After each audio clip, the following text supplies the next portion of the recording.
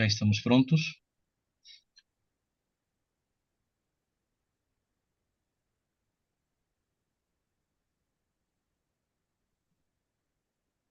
Só um aviso, essa, essa segunda parte do curso será transmitida pelo canal Ivan Godoy Flores. Lamentavelmente, não posso ter acesso ao Diepsipolim, o canal Diepsipolim. Alguma coisa aconteceu e depois a gente passa para essa gravação, a gente passa depois para o canal Diepsipolim. Mas agora, ao vivo, será pelo canal Ivan Godoy Flores. Obrigado. Certinho, Ivan, obrigada. Ivan, o professor saiu. Acho que daqui uns 5 minutos começa. Ah, muito bem, muito bem. Estamos bem. Tá bom. Obrigado. Obrigada a você.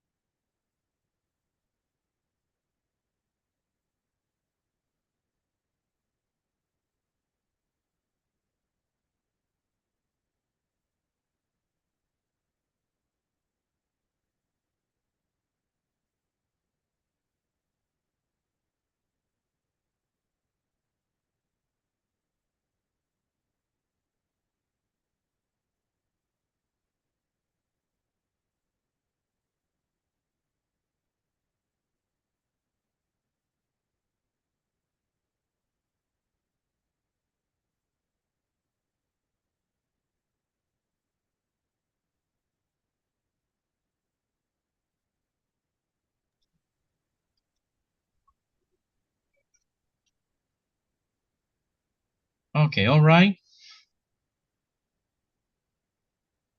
Okay.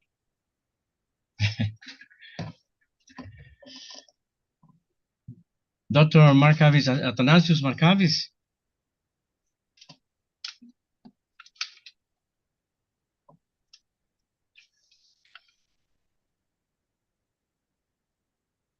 Marvakis is my family name. Marvakis. Yes. Yeah. Marvakis, all right. Dr. Marvakis, I am Ivan Godoy, Hola. doctor in social psychology. I am speaking from Chile. I was student doctorate program in social psychology by Sao Paulo University, and I go introducing for this mini course now. Okay. Welcome public, welcome student, welcome teacher and professor of EH, USP. Athanasios Marvakis, German educated psychologist, diploma psychologist, doctor, both University of Tübingen, Germany. Is professor in clinical social psychology at the School of Primary Education at Aristotle University of Thessaloniki, Greece. Since 1990, teaching and research experience, presentation and invited lectures in Germany, Latvia, Netherlands, Austria, Croatia, Greece, United Kingdom, Austria, Turkey, South Africa, Luxembourg, China, Canada, Denmark, Mexico, Brazil, and Chile. His interest has over around psychology and its relation with the various forms of social inequality and social exclusion. For example, racism, nationalism, ethnicism, multiculturalism.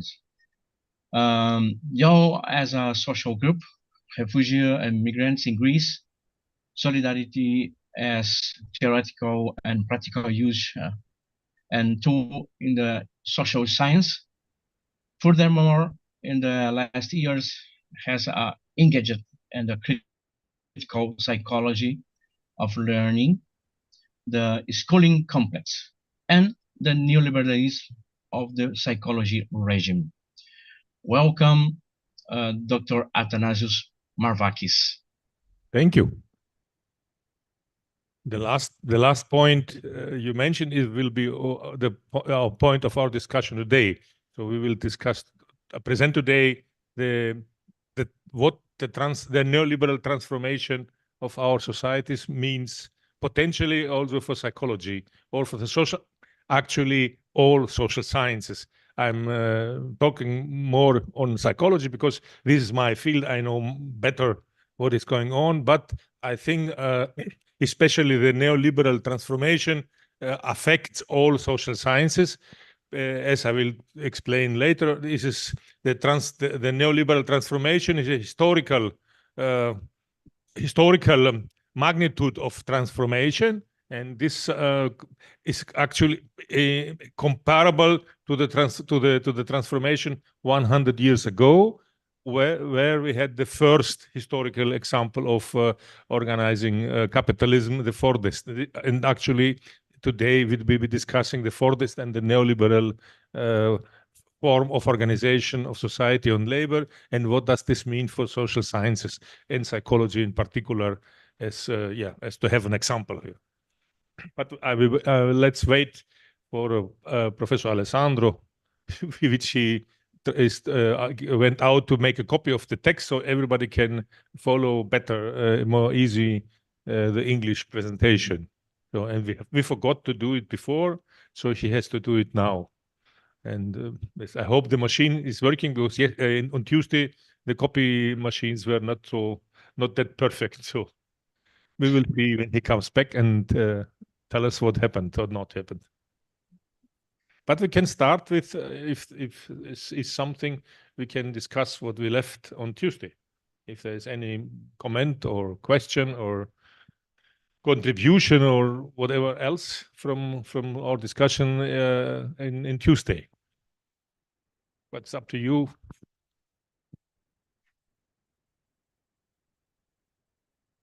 Or we can wait for Alexandro.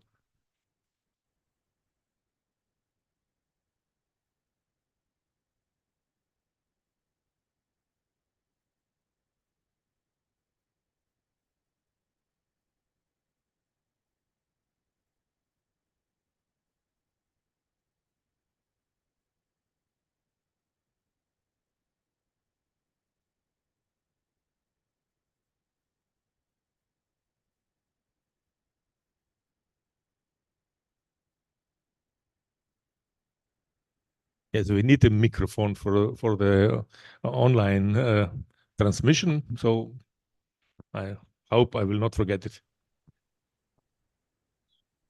Thank you. Thank you.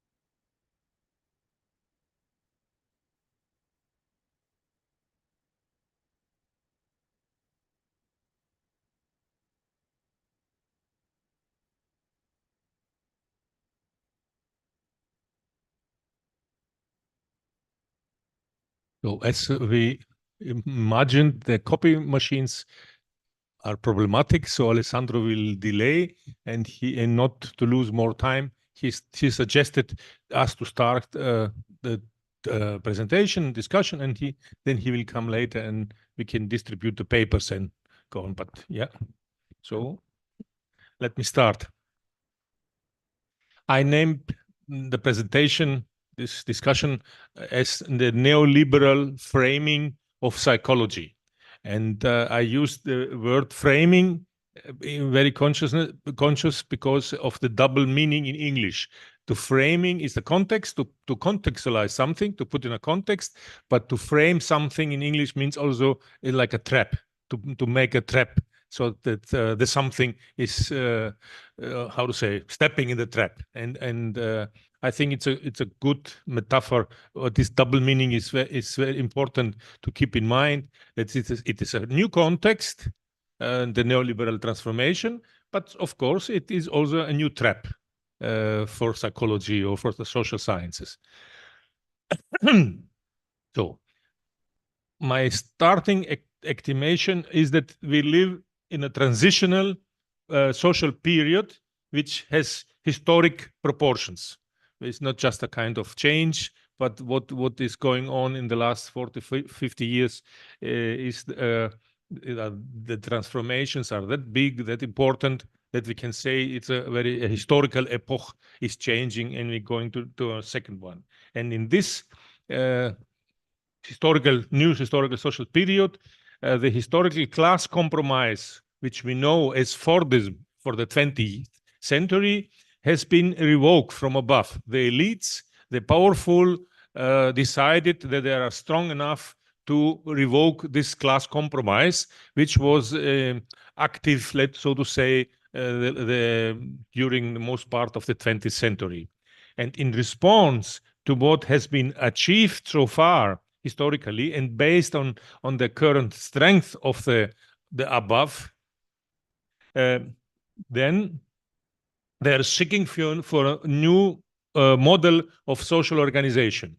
This is actually the neoliberal transformation. What we are going through, it's a project more from above, and because the elites, based on their strength, decide that it's time to look for a new model of organizing capitalism.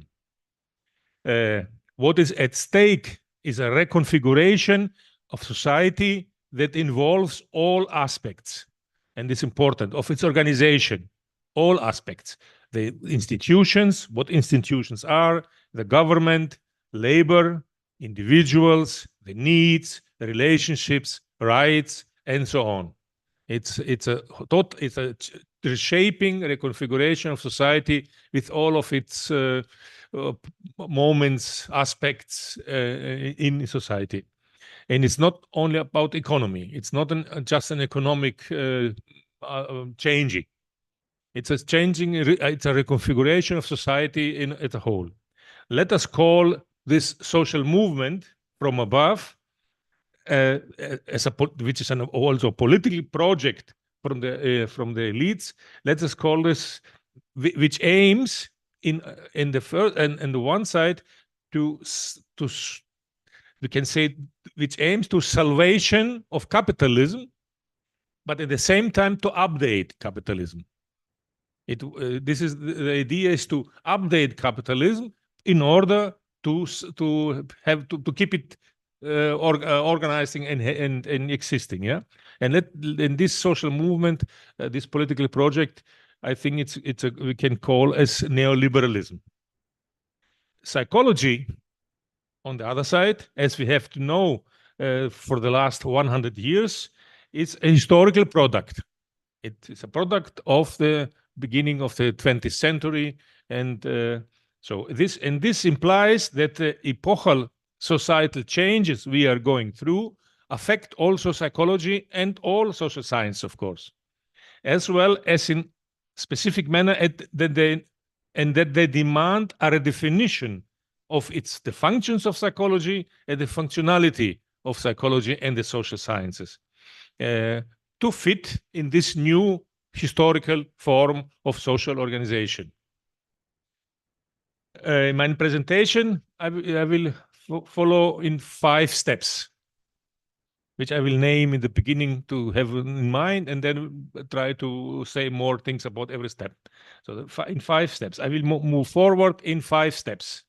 In the first step, I will try to give an example from the different discourses which try to address the new, what is happening in society. There is a huge bibliography existing in all social sciences where the colleagues are trying to look and describe what is going on, what is changing. So this, and there are different discourses, and I want to pick one example, which is, I think, a very characteristic example of how these discourses are organized and what they address and what they're saying. In the second step, I will try to go back and look for we say in English, the germ cell, the beginning, the seed. What is the germ cell, which is important for our discussion? And my suggestion is that the beginning, the cell, which is important for us, is individuality as a productive force. So the starting point for us, the important starting point for us, is the productive force, which we can call individuality. And I will explain why. In this productive force, individuality unfolds in and as psychology along 3 trajectories in my estimation. The one trajectory is the subject matter. What is psychology dealing with? What is its subject matter? The second trajectory is psychology as an academic discipline. And the third trajectory is psychology as a form of professionalized labor. So the scientific subject, the professional discipline, academic discipline, and the professional labor of psychologists.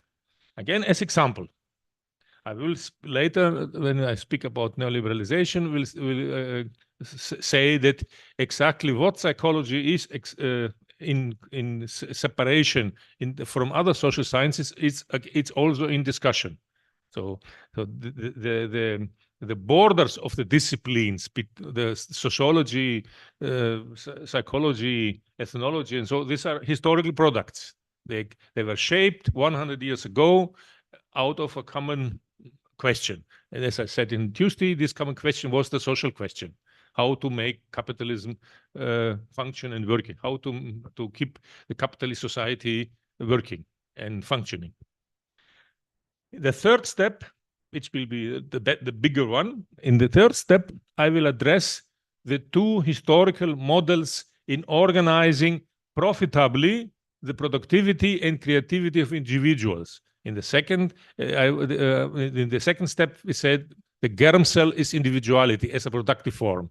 And so the third step will be about the 2 historical examples, how the society was organized in order to have this, the productivity and creativity of individuals organized profitable, which capitalism is about making profit.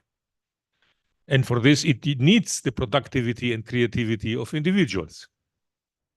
And the 2 historical examples is, on the one side, the class compromise we know as Fordism, which has a very particular notion of normality. The normality demanded and enabled in Fordism, I would call it as a homogeneous normality. Homogeneous along collective standards. It's about homogeneous groups, and the individuals have to adapt to particular patterns of homogeneous collective measures or bars or so. So this I try to call as the homogeneous normality as the mode of Fordism.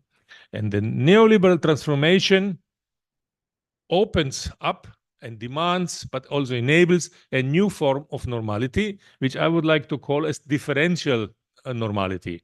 It doesn't, as I will explain later, neoliberalization does not need homogeneity that much. and not it works much more with individual differences, which means it makes them, it appreciates them and makes them visible or existent or have. So it's both. It demands and makes and enables. In my fourth step, I try to approach the dialectics of individuality and collectivity, the dialectics of submission and social protection.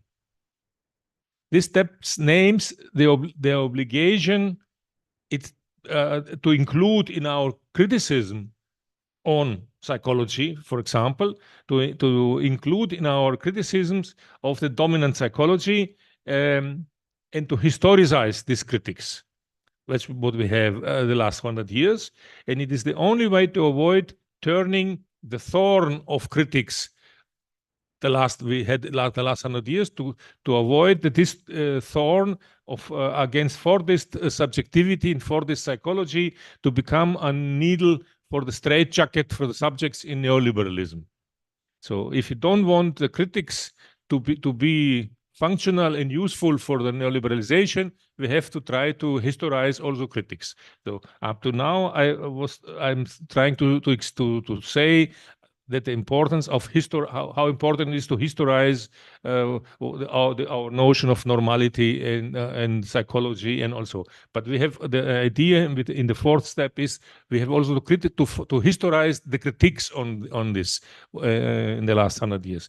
And in the final step, very, very shortly, I will try to address the dynamics in the organization of our societies and the multitude of structural contradictions.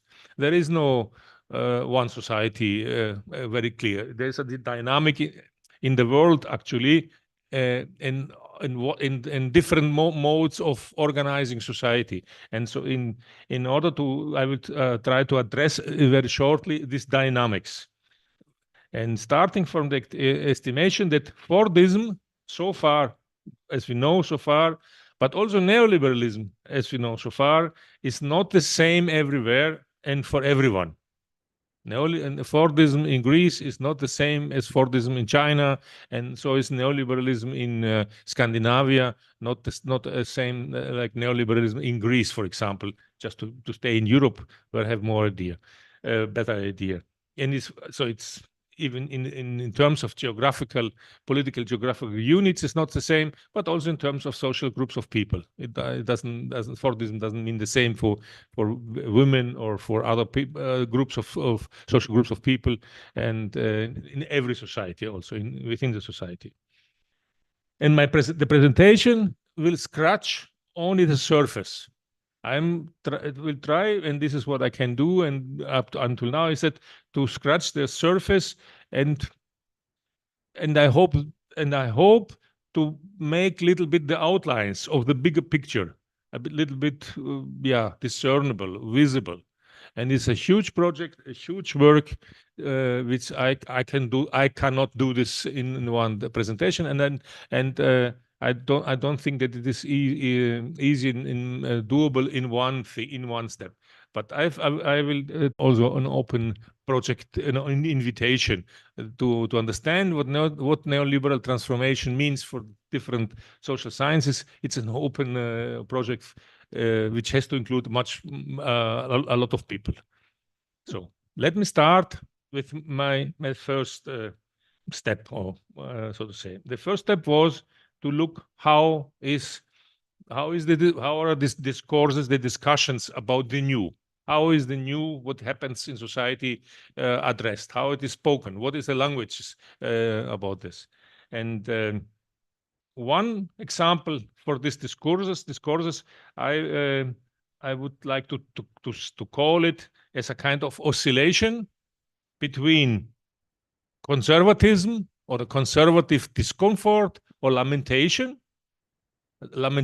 primarily, which factually is conservative, independent of it is articulated from progressive or conservative persons, but lamenting about it, that things are just getting worse. It's conservative in its effects. This is the one side of oscillation, and the other side is the there's a kind of neoliberal complicity because it is only talking about the new freedoms. Freedom, so neoliberalism opens up a new possibilities, opportunities, and it means also freedom. So it's an oscillation between lamenting and shouting out, "Hurrah! Now we are free." So the societal upheavals are the subject of manifold discourses. And believe me, there are a lot of different discourses, ways of talking about what happens in societies. Subject and subjectivity are apparently experiencing a renaissance and are no longer just a disruptive factor as they were the last 60, 70 years. If you see how subject and subjectivity is addressed, exists in psychology, but also in other social science, it was something which was doesn't fit. In empirical research, it was something they couldn't grasp in their empirical. But what we see in the last 20, 30, 40 years, it's that subject and subjectivity have a renaissance. There's an appreciation and talking about this. So there's a renaissance, but a quick glance at the now unmanageable literature. Believe me, this unthinkable how big the literature is, and one quick glance on this huge literature reveals that there are series of dominant terminologies and confusions. One example only of a typical mode of speaking about the novelty in neoliberalization. And this example, this mode of speaking, the authors oscillate within a constructed dichotomy between freedom on the one side and, as one colleague is calling it, as domestication of subjects. So there's between freedom and domestication, the things is oscillating. Oh, Alessandro is here, so we can distribute the papers, the text.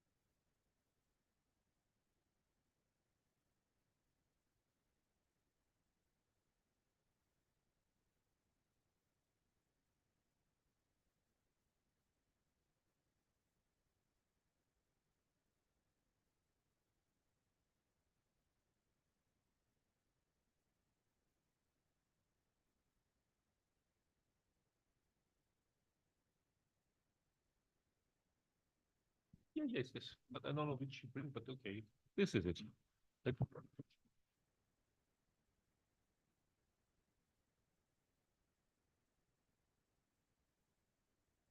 So we have now the text, everybody. Oh, do you have the text, the copy?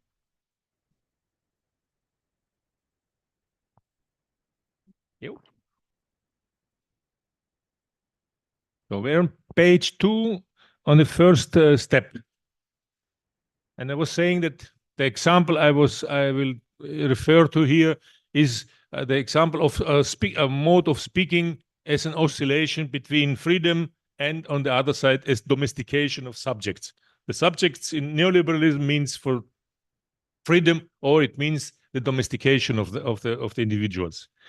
The descriptions in this kind of speaking about the novelty of in neoliberalism, these descriptions get caught up too easily either in the web of an implied conservatism, in something saying something like everything is getting worse. So what with neoliberalism is just a worse capitalism, and with all its consequences, or tumble into the ostensible opposite. Subjects are either in for a total submission or domestication, or they are up for a new freedom and a liberation from bonds, from traditions, and so on. However, such a dichotomous either freedom or domestication, is really more of a rhetorical phrase, a kind of rhetorical argument of saying something, and is simply impractical. It imagines individuality or subjectivity as some genie, the genie who one is able to get out of the bottle, and if he or she wishes, to put again back to the bottle. So the powerful can get out the genie when they can use it and exploit it, and when they don't use it or want it, they can put it again back in the bottle. So such a perspective on liberation and subjection makes them appear as abstract and as some ahistorical qualities or some ahistorical essences of individuals who are either oppressed or liberated, whether they have to choose or they got the opportunity to be either liberated or oppressed. As the German colleague Jan Rehmann points out, such a mode of speaking repeats actually, or rehearses, as he says, the managerial point of view. It's just repeating the language of the managers, which, as he says, regards followers from the perspective of the leaders. What the leaders are saying, the followers are doing. Government, and his example is governmentality studies, which are expanded the last years a lot. The governmentality studies, for example, may do for the most part with an immanent empathic retellings of the statements by entrepreneurs, by management, by governmental statements in the mainstream press. The wishes and prerequisites of entrepreneurs, of managers in the market are repeated blindly and being theorized as effectively inevitable divine orders. What the managers are saying is good, or the government is saying it's important to have. This is in the scientific discourses actually is just repeated, and this is what humans, individual subjects are doing or have to do. Such an uncritical discourse performs a kind of deductive logic of human behavior. According to this deductive logic, requirements postulated by those in power for the subjects are interpreted automatically as behaviors adopted by the subjects. Because the powerful demand something, the subjects accept it and follow it. Human behavior is reduced in this logic to the execution of behavior. Within such a framework, psychology limits itself to a blind functionalism, as we said also on Tuesday. The functionalism which became dominant, almost exclusionary dominant since the beginning of the 20th century. Action is function. And this functionalism is continuing. Human behavior is solely the functioning within unchangeable and determined circumstances. Theory sees the subject and subjectivity not as autonomous, nor as existing in relation to powerful dominant requirements, but rather the persons exist only as a function of these requirements. The humans have no possibility to relate to this, what is demanded from them, and relating to can have different responses. For example, resistance. Autonomy in this kind of deductive logic and vis-a-vis the dominant requirements can only be articulated as a dysfunction of the subject, but never as a dysfunction of the social order. As I explained in Tuesday, the social order is out of discussion. The only thing which can be discussed within social sciences is the individuals or the small groups. So any kind of autonomy of individuals appears in this kind of discussion only as dysfunction. Somebody who is not functioning properly, he is deviant, insufficient, or whatever, as an individual. And the reaction can be to cure him or her, or to repair him, or to educate him, or to exclude him, however. But it means the individual is dysfunctioning.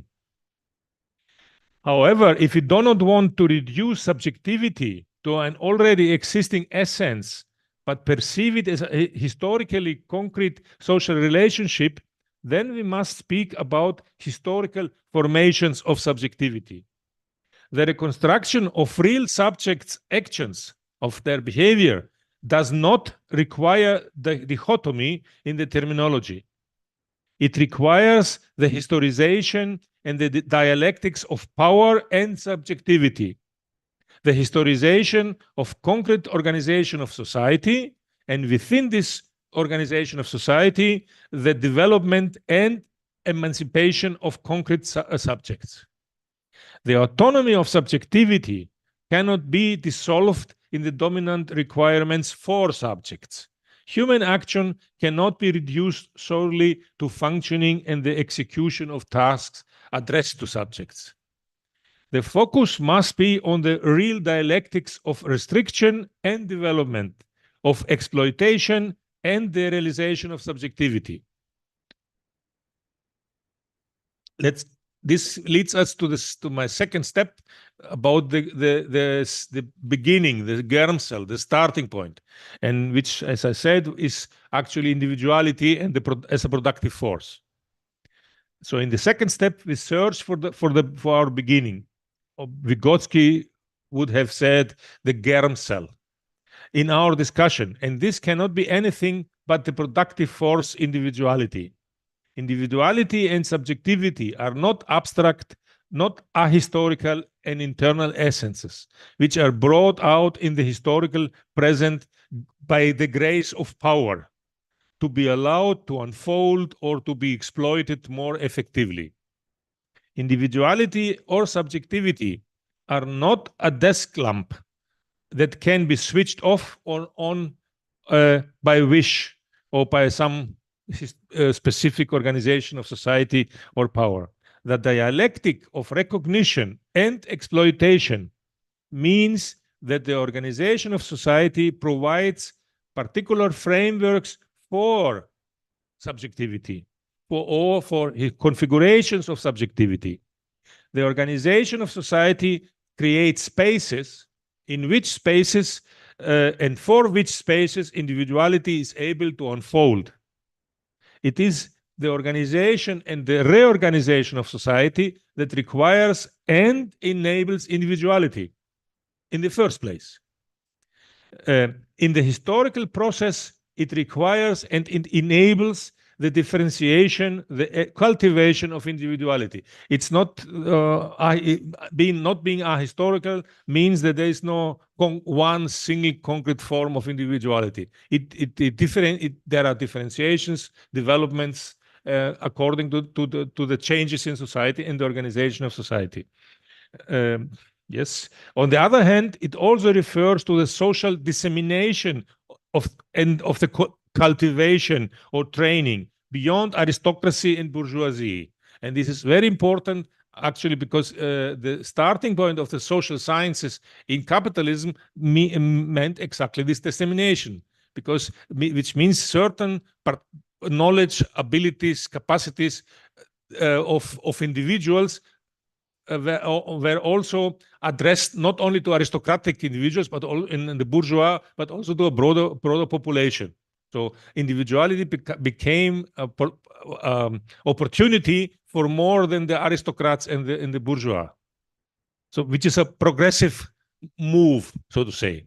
It's in the context of exploitation of capitalism, but it means also the dissemination to bigger social groups in society.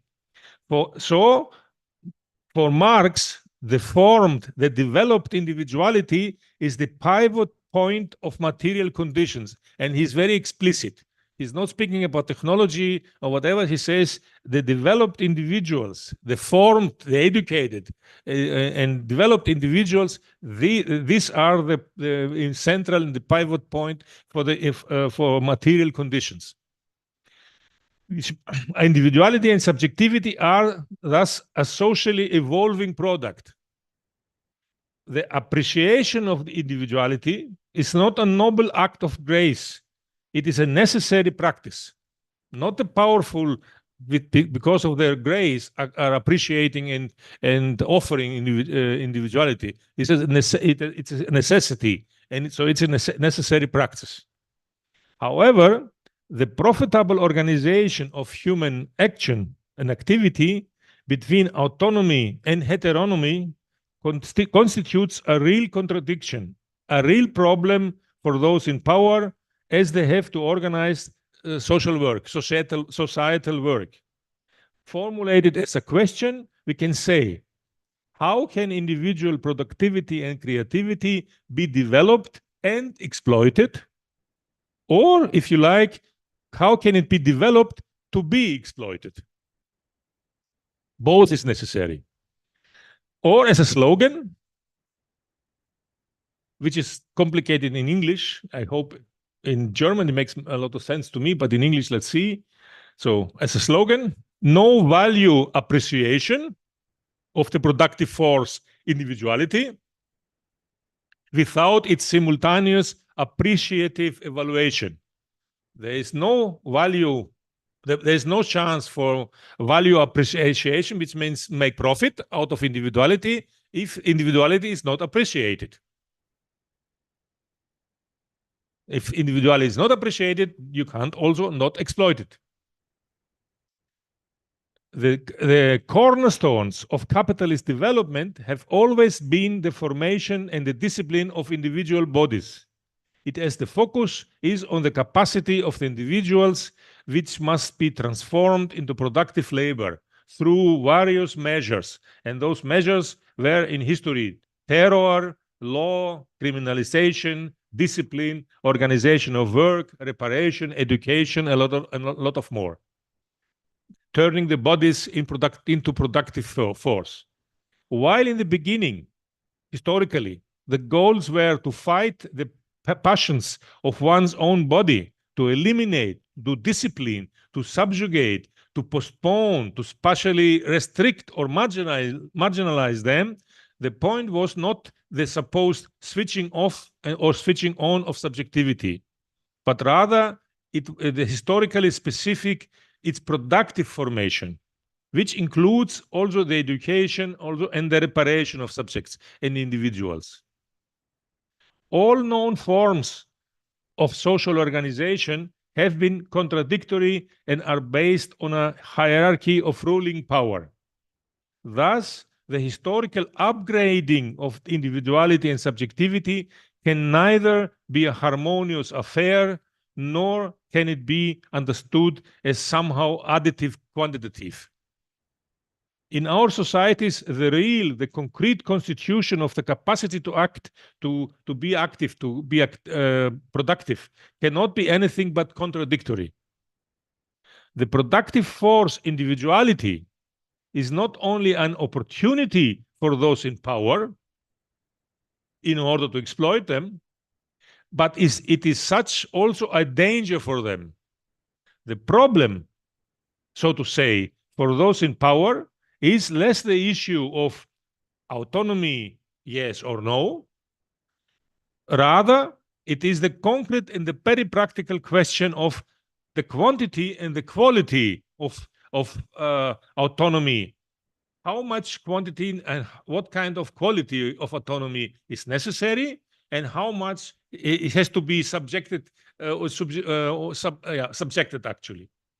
And therefore, it is the question and the scope of the quality of participation by the subject. How much can the subjects have to participate in order to keep the productivity going on? what quantity and quality of autonomy is needed in and for any specific form of work organization? What quantity and quality could become dangerous? This is the contradiction since 100 years. Marx wrote explicitly saying the problem for the capitalism is of how much knowledge and ability can they give to the workers before they become dangerous. And exactly this contradiction is continuing, but on a different level of individuality and subjectivity, and a different configuration. How is psychology involved here? The existence of capitalism presupposes and simultaneously enables a historical reorientation and a reformation of the relationship between individual and society. And this is exactly the moment when and for which psychology joins the game in the 19th century. The special framing of psychology in and through a very specific organization of society, the dialectics of what I said before, the value appreciation and the appreciative evaluation of the productive force of individuality unfolds in psychology along three trajectories, to which I want to refer shortly. As I mentioned before in the beginning, the scientific subject matter, what does psychology think it's its subject matter, a scientific issue? How is psychology as a discipline, academic discipline, and what is psychology as a professional work? The scientific subject matter. As emphasized previously, individuality and subjectivity are not ahistorical essences. They are not the genies that are allowed out of the bottle only when it pleases to those in power. Rather, individuality and subjectivity are themselves a developing social relationship in which the respective historical relationship between individual and society is articulated but also developing. The historical transformation of the psychical as the focus of psychology forces us to reflect also on the historical concrete formations of this relationship. There is no metaphysical psyche, but what is the subject matter of psychology? It changes also historically. So, in which this relationship, in turn, are enabled and demanded in and by historical specific organization, form of work. Different forms, historical organization, form of works demand and enable different forms of the psychical organization, the individuals, subjectivity. The regimes of agency with their historical normality matrices, with their configuration of subjectivity. These are terms, words, concepts which I try to grasp this dialectics of the historical dialectic of this relation. This depend on the specific manifestation of the class struggle and the productive forces, and in our contradictory societal circumstances are themselves necessarily contradictory. So depending on the class struggle and the level of the class struggle and the effects and the productive forces are different kinds of regimes of agency and configurations of subjectivity are demanded and also made possible. Psychology as a scientific discipline, the emergence and development of the social sciences as a whole, and psychology is an example for that, in the mainstream as well in their critical variations, is based on social changes of a historical magnitude. In the 20th century, we have come to know modern psychology as normal and powerful, and we are using it to an even greater extent. However, this praxis field called psychology, this social practice, received its social relevance and its power in society only with and for Fordism. What we know as psychology and what we know as social sciences, again, from Tuesday, it's Fordist psychology and Fordist social sciences. and not generally social sciences and or psychology. So what the social relevance of psychology and the power, the resources it got, it was exactly in and for Fordism to play a role. Very briefly, we can say that up to now, the national state, which was the parallel political project in 100 to 150 years ago, the nation state as political project did not only needed and created national railway, national post, and whatever other national articulations, but also it needed and tried to organize national psychology, national education.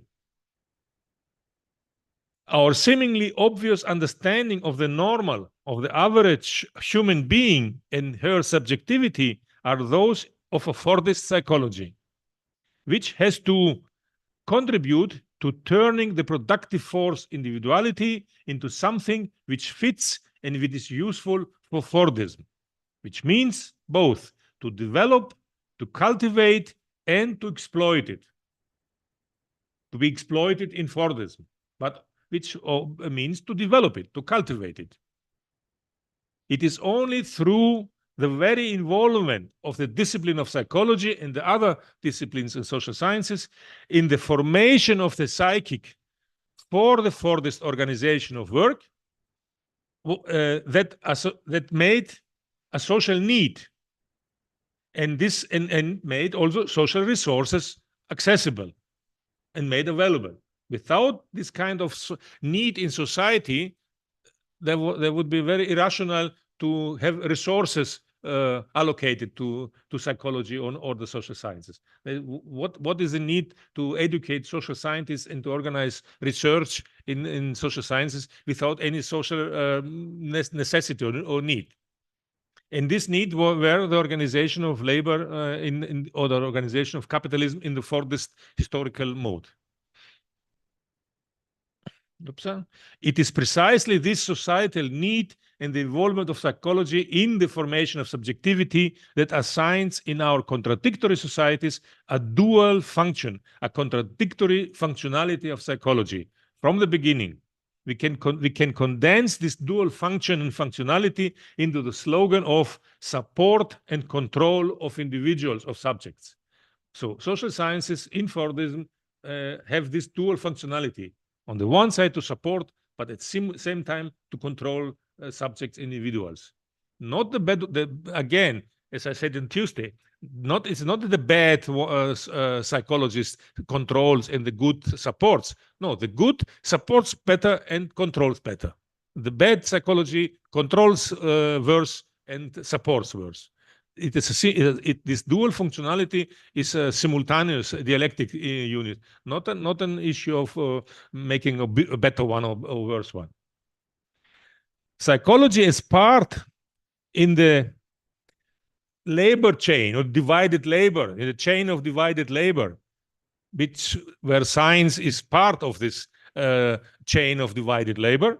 Psychology is part of this chain, is itself a specific apparat in the fragmented now, but also fragmenting social question in capitalism.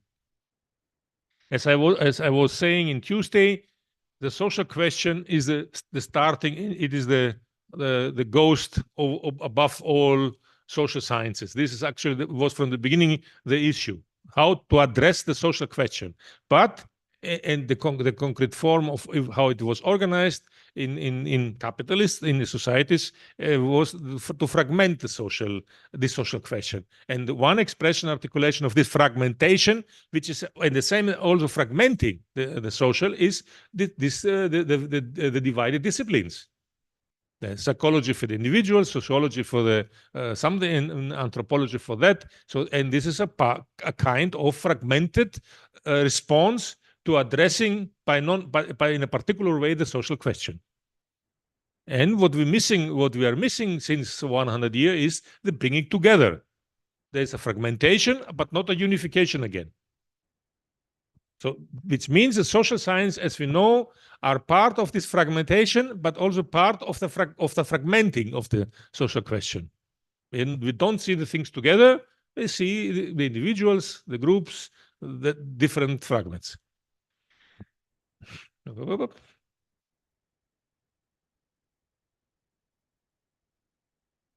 Since the beginning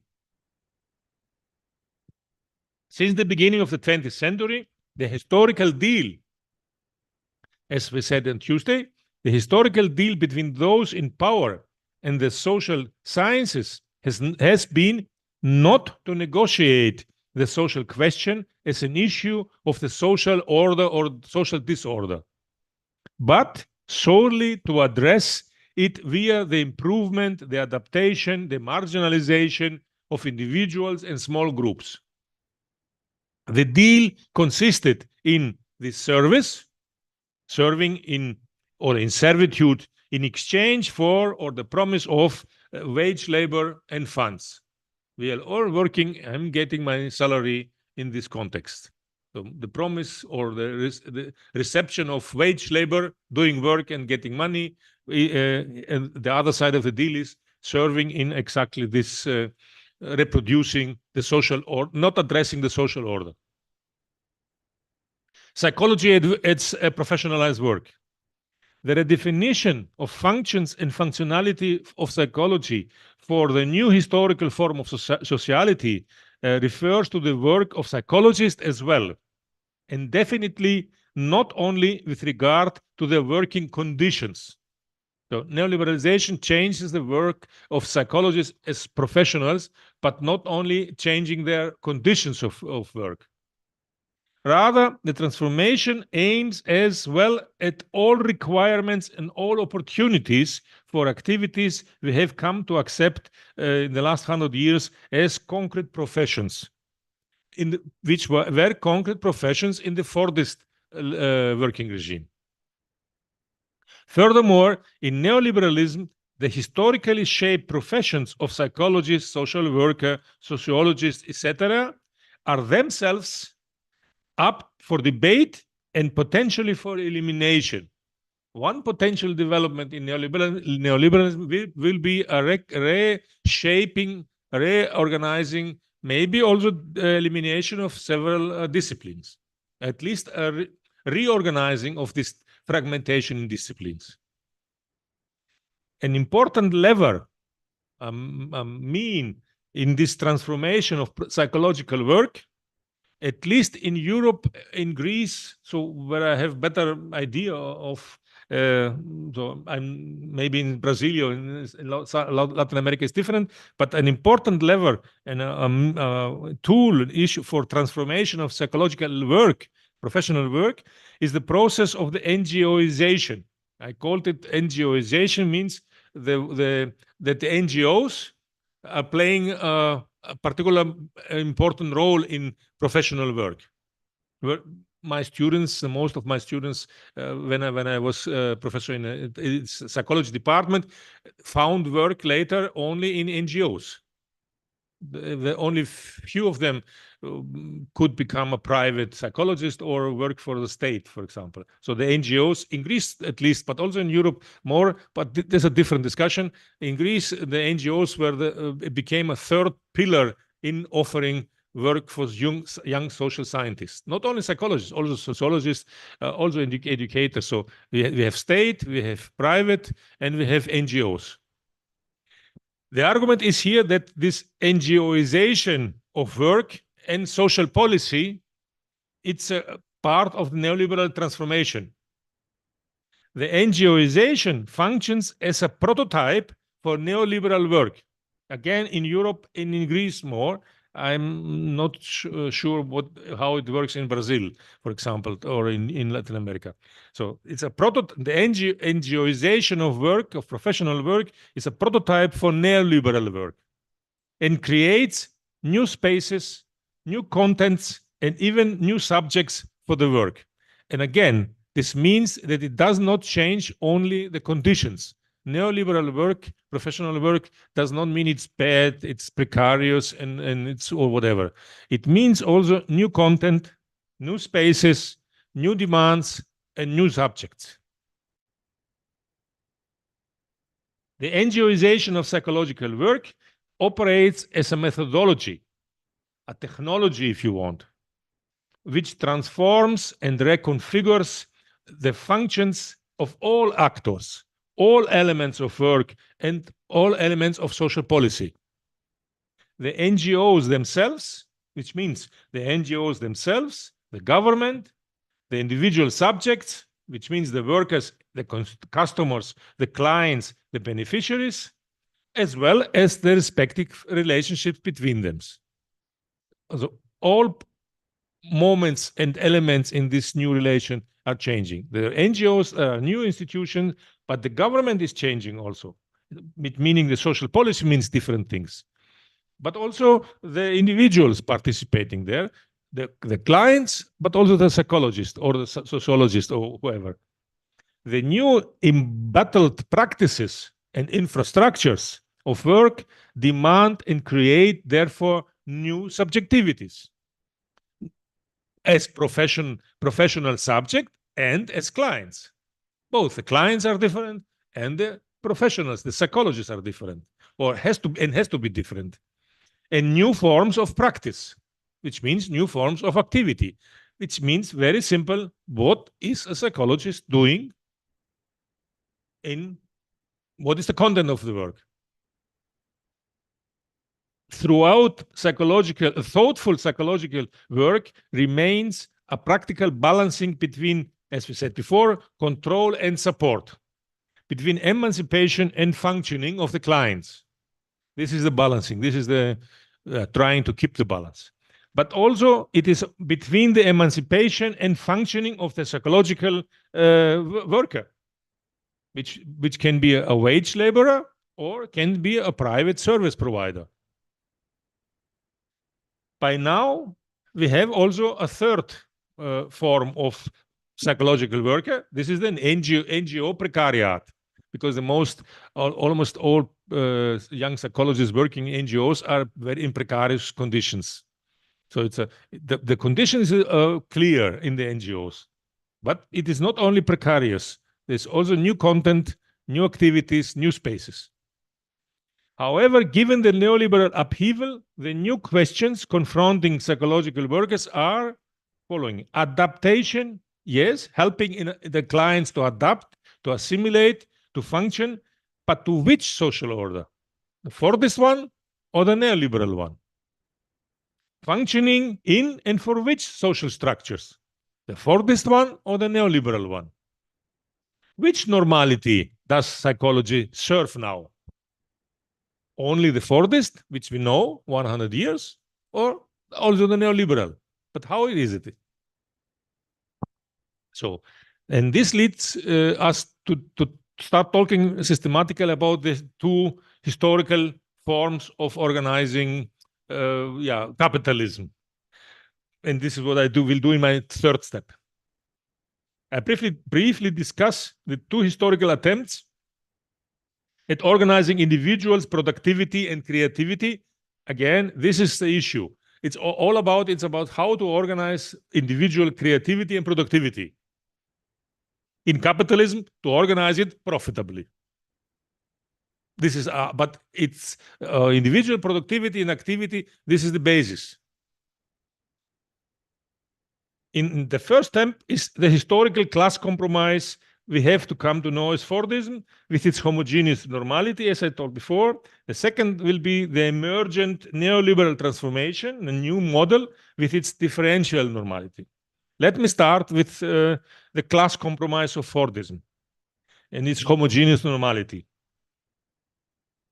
Historically, in capitalism, the first profitable organization of subjects' action and activity happens in the very configuration which Gramsci termed Fordism. It was not his invention of the term. There are other people too, but Gramsci made it more popular in the discussion, let's say. So Gramsci spoke about Fordism, researching what is going on in America. In the chapters about Americanization, he's talking about Fordism as a new form of organized industrial labor in the 20s in the USA. So the configuration Gramsci termed Fordism. Fordism enabled and at the same time demanded, as Gramsci says, a new type of work and a new type of human. So Gramsci doesn't speak only about work. It says this new type of work demands also a new type of human, which in turn required an appropriate approach to psychology or to social sciences as academic topic, as national discipline of social science, and as professional practice, which helps shape the new type of human. This concrete form of social organization Fordism submits all relevant expressions of life to the capitalist interest in utility, from ideas about normality to the rhythms of everyday life to the expectation held by the subjects. Describing the articulation of this historical configuration onto the organization of action, it is helpful to distinguish between at least three levels or three fields: the mode of work, the mode of life, and the mode of desire. Essentially, the epochal restructuring brought about by Fordism concerned the role of work in society. Fordism affected changes in its content, in the content of work, in the form of work, and in the organization of work, industrial labor. However, work can never be reduced simply to wage earning, to industrial factory work. Work never concerns only material goods, like industrial material goods, but it's always also about dignity, about joy of life, a desire, of course, about belonging, about sociability. This was for Gramsci very, very clear and very important. This explains also why the mode of work in Fordism is not limited to the industrial production process. Rather, this particular mode of organization of work places very particular demands on all other realms of life. The form of organization of labor, this is the idea of Gramsci, or the suggestion. The form of organization of labor he describes as Fordist. This radiates actually in all forms of life, in all realms of life. The way industrial work is organized emanates as a prototype onto the other arenas of life in society. That is why Gramsci posits a new type of human, which is both necessary for and generated especially by Fordism. So Fordism demands a new type of human, but also creates a new type of human. Consequently, Gramsci suggests the notion of a more comprehensive mode of life. So the mode of work actually needs and helps emerge a new mode of life, which is both supported and required by the Taylorist mode of work. Because when it's about industrial labor, it's actually Taylorism, what is discussed also by Gramsci, but also in the time it was Taylorism, which was getting dominant in the form of organization of industrial labor. So it's about the Taylorist mode of work in Gramsci's view or analysis, shapes and demands and makes possible a new mode of life. This Fordist mode of life is based on homogeneous conceptualization of life paths. Keywords for this kind of homogeneous life paths are seriality and biographical homogeneity. Seriality means first learning, then working. Youth is learning, adults are working, the elderly are having hobbies. This is a kind of seriality in the biography. And a homogeneous seriality and biography, which means according to several groups.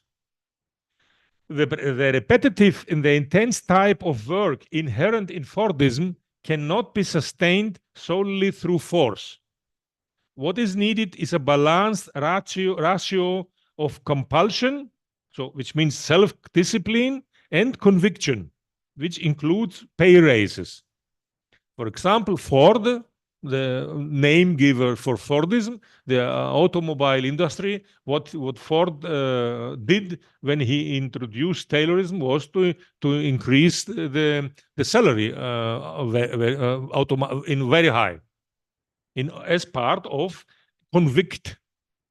to convince workers to follow this intense rhythms of the Taylorist work labor division, yeah, in this assembly belt. And here Gramsci again, alcoholism and sex threaten to undermine workers' self-discipline and with it their willingness to function at work. Referring to the 1920s, Gramsci writes, "The new industrialism wants monogamy. It does not want the worker to waste his mental energy on the urgent and chaotic quests for sexual satisfaction." So just an example for how the mode of work radiates also to other realms and shapes and demands other also a different organization in the rest of life.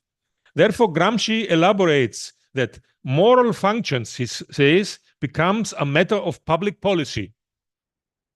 And again, Gramsci, the campaign against alcoholism, the most dangerous factor affecting labor force, turns into a state function. And the fight against alcoholism is a repeating issue in different phases, in different states, as actually a state function. Yeah, the last one I remember was Gorbachev in the Soviet Union.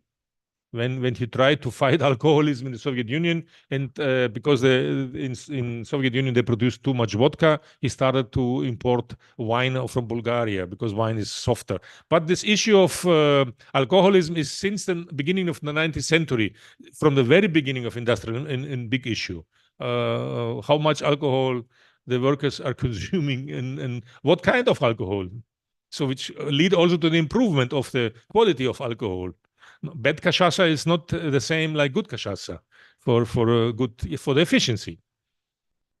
Yeah, but this is funny, but this is one permanent issue. So since 200 years. Now we can name the third arena onto which Fordism radiates and both enables and creates its particular type of human. The mode in which subjects desire. Fordism both supports and demands that subjects adhere to rigid collective norms to this end. And it provides a comprehensive national morality, as Gramsci would have said, but did not.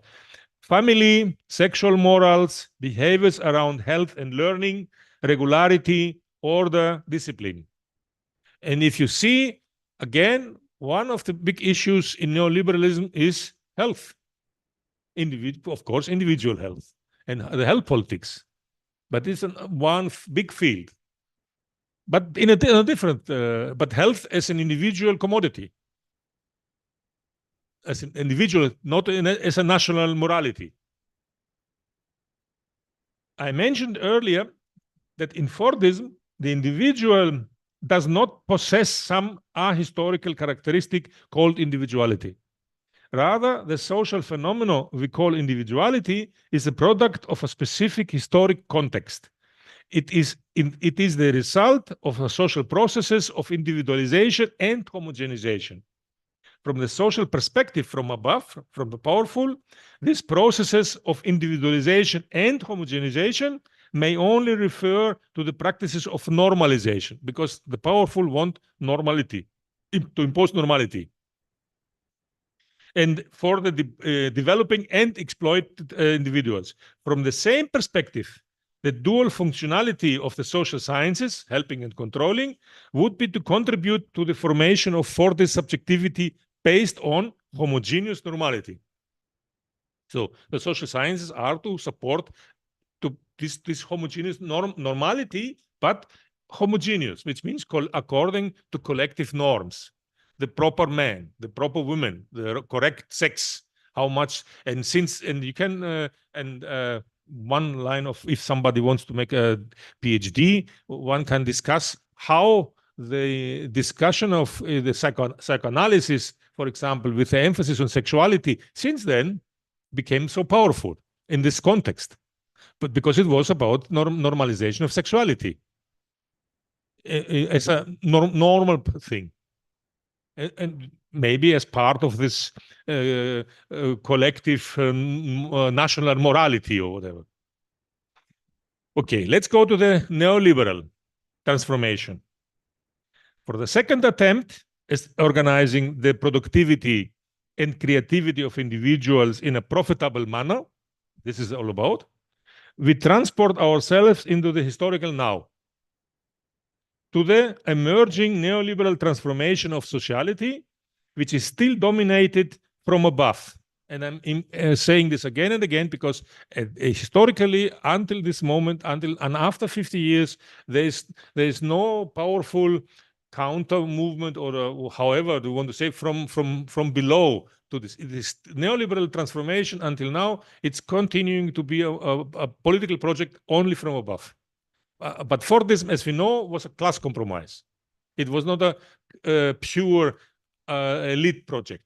It was also we had resistances, and a lot of things we know as self-understanding for this time were a product of this class compromise, of this fight or the compromise of the classes. We don't have, in my estimation, this thing in neoliberalism yet. We are still we're still out. The elites are playing alone on the football field, and as I see it, this is also the reason why the lamentation I said in the beginning, the conservative lamentation is the dominant issue. If you read trade unions, if you read leftist, if you read whatever critical to this, it's lamenting, but which means there is nothing, no counterposition.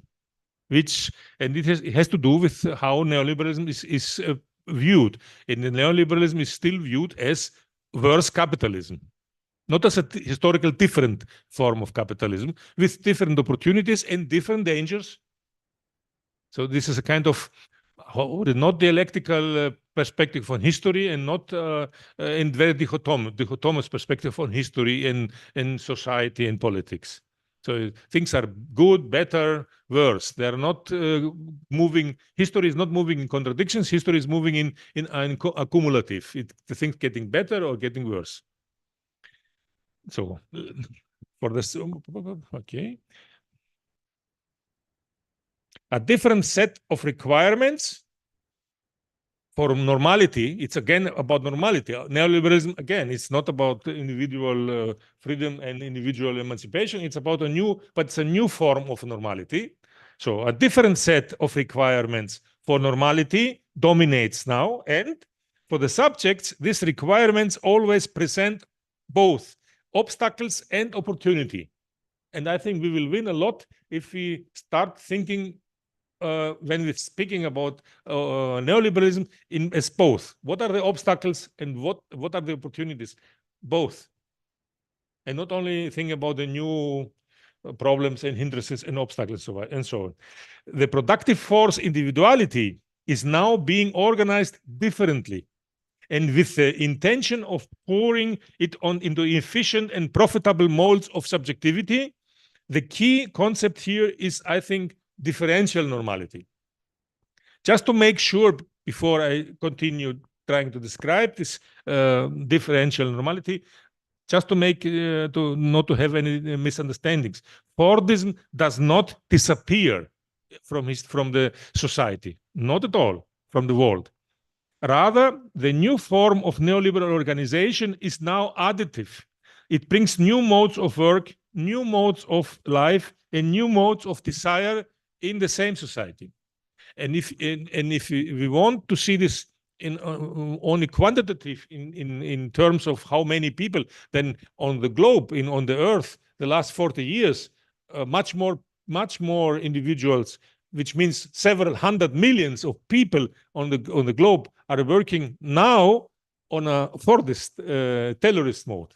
If you include China, Brasilia, Turkey, all these new countries with the BRICS, so-called BRICS, there is, of course, there is neoliberal transformation, but in terms of figures, of numbers, in the last 50 years, I don't know, Silvia Federici and George Cafenzi say there are 1 or 2 billion people more included in capitalist production, and this is for this Taylorist production.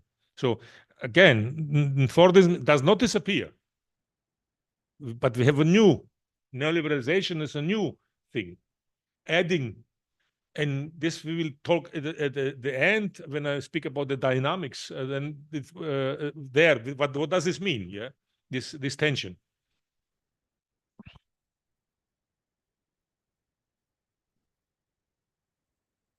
The point of the Taylorist Fordist organization of work was to expropriate the workers' power by means of organizational modifications such as the social division of labor and by the psychological splitting of action into planning, executing, and controlling of aspects of the work.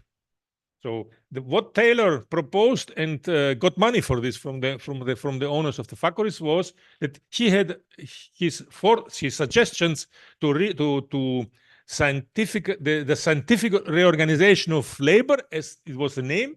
It was to organize work in the factory in a different mode, so that there is no necessary to act, to impose, to force the people to work in a personal manner. The new enforcement, the new imposition of on workers was to put them in a clear position in a division of in a labor division position. So if you are in a line of assembly line, there is nobody needing to say do this, do that. You have before you and after you another worker, and you have to keep the line.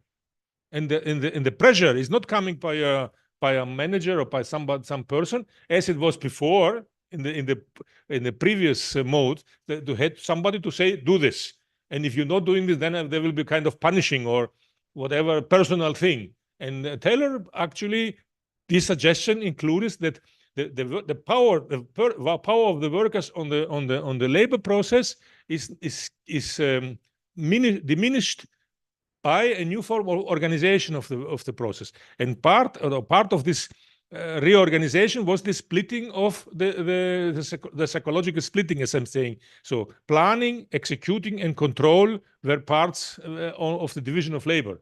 There were not anymore parts of the individual action.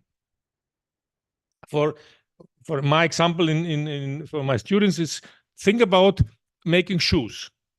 For the manufacturer period, the one who is making shoes knows all the facets, the planning, how many steps he has to do, how to do, and controls. So the previous worker or the producer of shoes controls all the process, which gives him power. So, but in Taylor says some tailorists divide the production of shoes in 100, 200 steps, and divide this also socially to different people.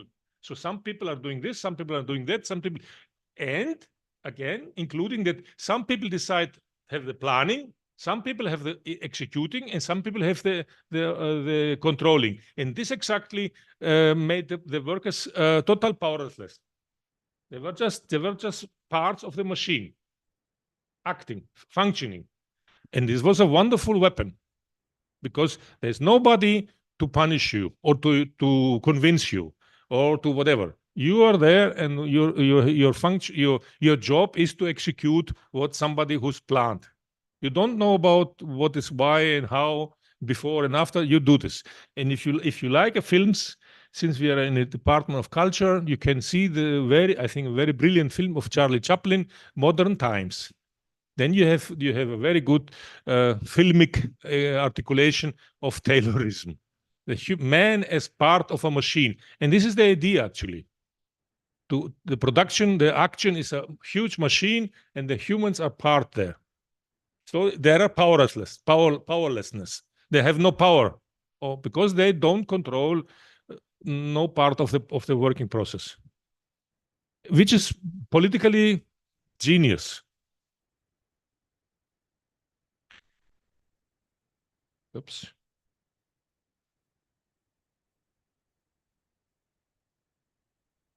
Okay, it is exactly so. For this model of organizing work, that is called into question by the new project. So this was Fordism, Taylorism, and neoliberalism is actually questioning exactly this division of labor and this kind of extreme splitting of the steps. The neoliberal organization of work changes the Fordist mode of division of labor. It even reverses it to a certain extent.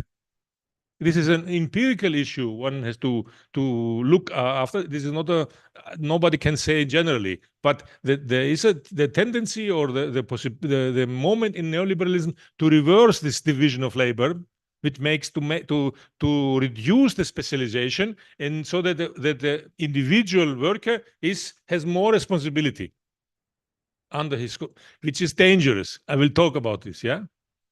So it reverses it to a certain extent. How could a more expansive sense of responsibility, which is demanded by neoliberalism from the worker, on the one side, or on the side of individuals, be realized otherwise? If the individual workers are asked for taking more responsibility, this needs to have more part of the production process to have under its control. Given if you take in account the rigid division of labor and the tight chain of command that characterizes Taylorism or Fordism. So neoliberalism is actually, which is progressive. One thing of the socialist or the leftist or whatever critics in work psychology or organization psychology, since I remember, is exactly to reverse this tight and very rigid division of labor, which makes it's inhuman. And I remember also in the 70s, in the former German Democratic Republic, there were also political, this critics that this very rigid Tayloristic division of labor is inhuman, had also political effects, and they tried to reschedule industrial labor with the argument of this is inhuman. But this is coming now from neoliberalism, not from socialist or trade unions. As potential, so the potential, not automatically, as a potential, the reverse of this division of labor, this rigid division of labor. Yep. Therefore, the neoliberal project is a reaction. It's the bourgeoisie's creative response, which aims at a new historical manifestation of what Norbert Elias calls the balance of power. The neoliberal project proposes to reunite planning, executing, and controlling aspects of work within the same person. What Taylor did to the contrary. Taylor did the opposite. The genius idea of Taylorism was the opposite, to split the individual action in somebody else is planning, somebody else is executing, somebody else is controlling. And neoliberalism is actually a reuniting, partly, not totally, partly. More responsibility needs a partial reuniting of planning, moments of planning, moments of execution, and moments of controlling. And it's enabled, same person, and it is in this reuniting within the same person, it is enabled in this endeavor by technological and social achievement, the technological advancement and social advancements helping in this reuniting. And again, these changes are not coming from trade unions or socialist movements as being inhuman, but it's coming from the bourgeoisie. The strategy enriches, and this is a term, a concept used in the discussion, the enrichment of labor, of work, against the impoverishing of labor in Taylorism, the enrichment of work, the enrichment of the experience of work by those who so far merely executed in the subjective, self-reliant participation becomes easier to realize it it elevates the appreciative evaluation of this developed differential individuality, which means the appreciation of individuality. It's articulated also in the form of organization of labor. It is not some kind of a grace of a gift from somebody. It's an idea of how to reorganize labor to be more efficient, of course. And this reorganization of labor means also pushing back Tayloristic division of labor. Where it happens, it doesn't happen in all the industrial work. It happens in several parts of industrial work. However, now it comes the other side of the contradiction. However, this enrichment in and of work also jeopardizes the maintenance of the dominant order. It is dangerous for the dominant order, since workers gain more power to control the work process and could use this power for their class struggle. This is the danger. So the Taylorist organization took power off the workers, and the new changes in neoliberal organization of labor gives back power to individual workers, which it has danger. Because yes, workers control now potentially more aspects, more moments of labor process, and they can use it for other reasons, for other purposes. Thus, an old contradiction inherent in capitalism is back on the agenda and urgently demands a historically new solution from capitalists. This is the new contradiction, or the old contradictions of capitalists, but in new historical form. How to avoid having an outdated mode of labor organization and labor division impeding or even precluding increases in efficiency. It's efficiency what is the thing, yeah. So and if the analysis says that Taylorism is inefficient on a certain condition in certain fields. So we need a new mode of organization of labor and division of labor, and the problem is here a new modern organization of labor to keep efficiency active. But how to delegate more responsibility, which also means more control for work process to lower levels without losing control of the demands and desires of those who are below. If the workers again have more control on work process, maybe they start to say, "Hopla, we have also other demands." How can new technical and social opportunities for an increase in efficiency be organized without losing the control of work? So how can technological new stuff be used, but not without losing the control of the work?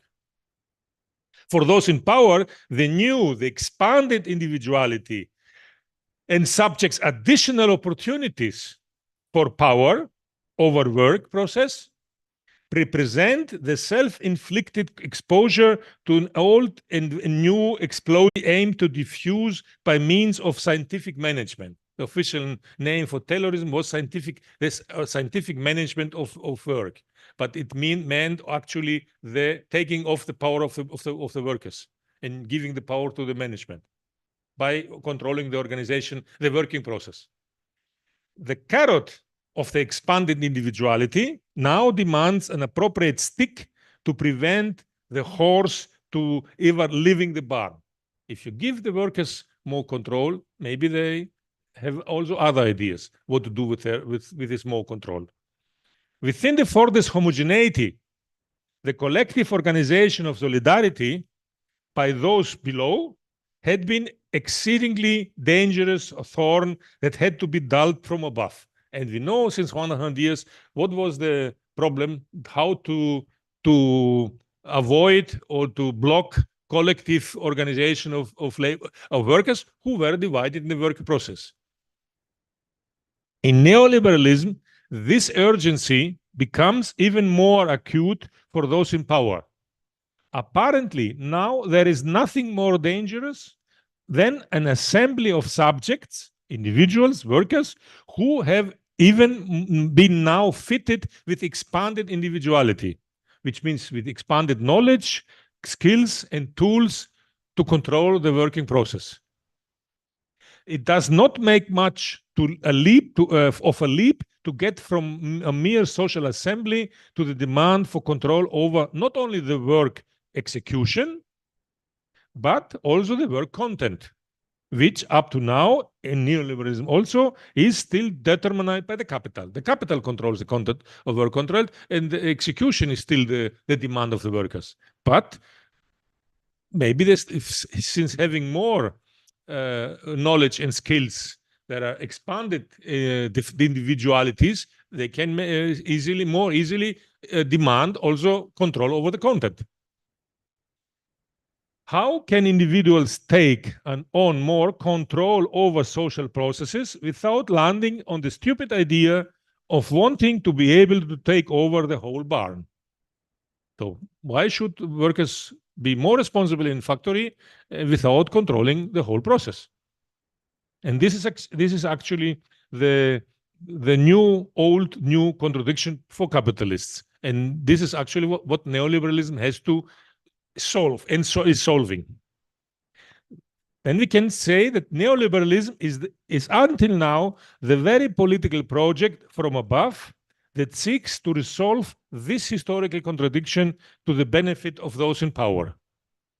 Up to now, a core component of capitalistic class rule is the authority over people's productivity and creativity, since capitalism exists.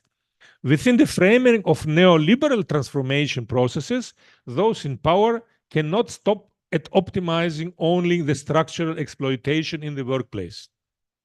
To secure their claim to power, they must work continuously at establishing and stabilize their dominant influence on society as a whole.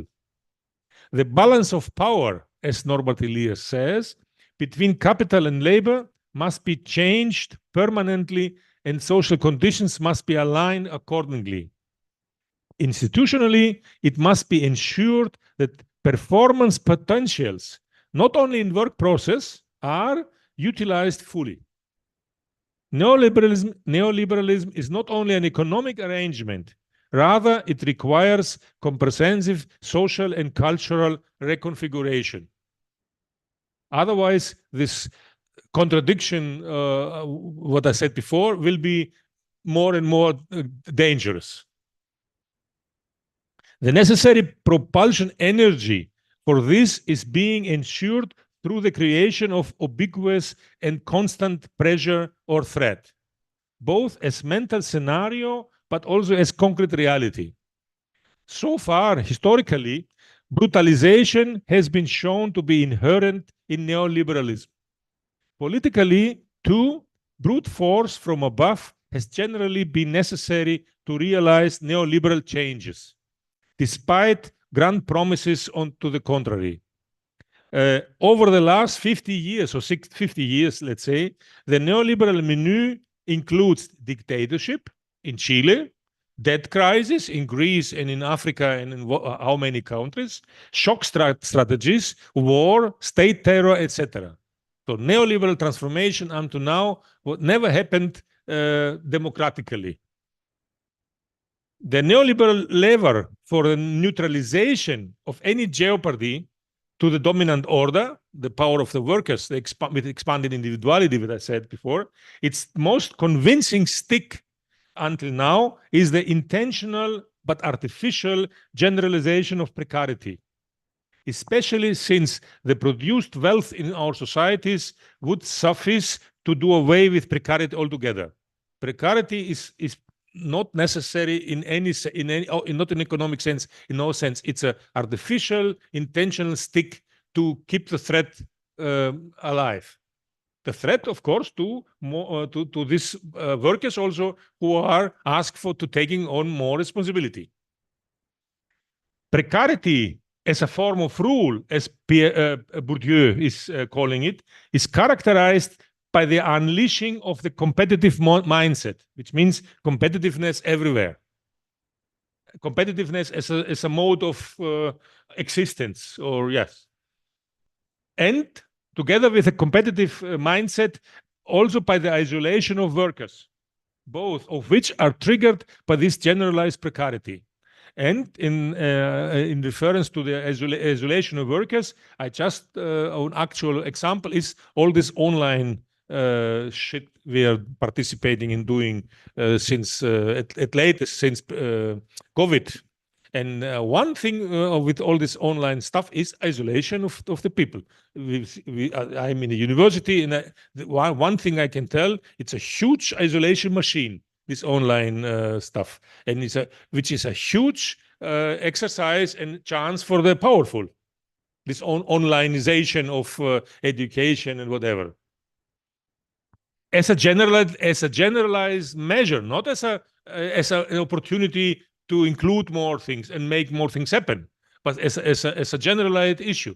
This putting everything online is actually isolating, and isolation is one part of this stick. How to isolate people who are actually more and more capable of controlling more and more parts of the process. Another yes.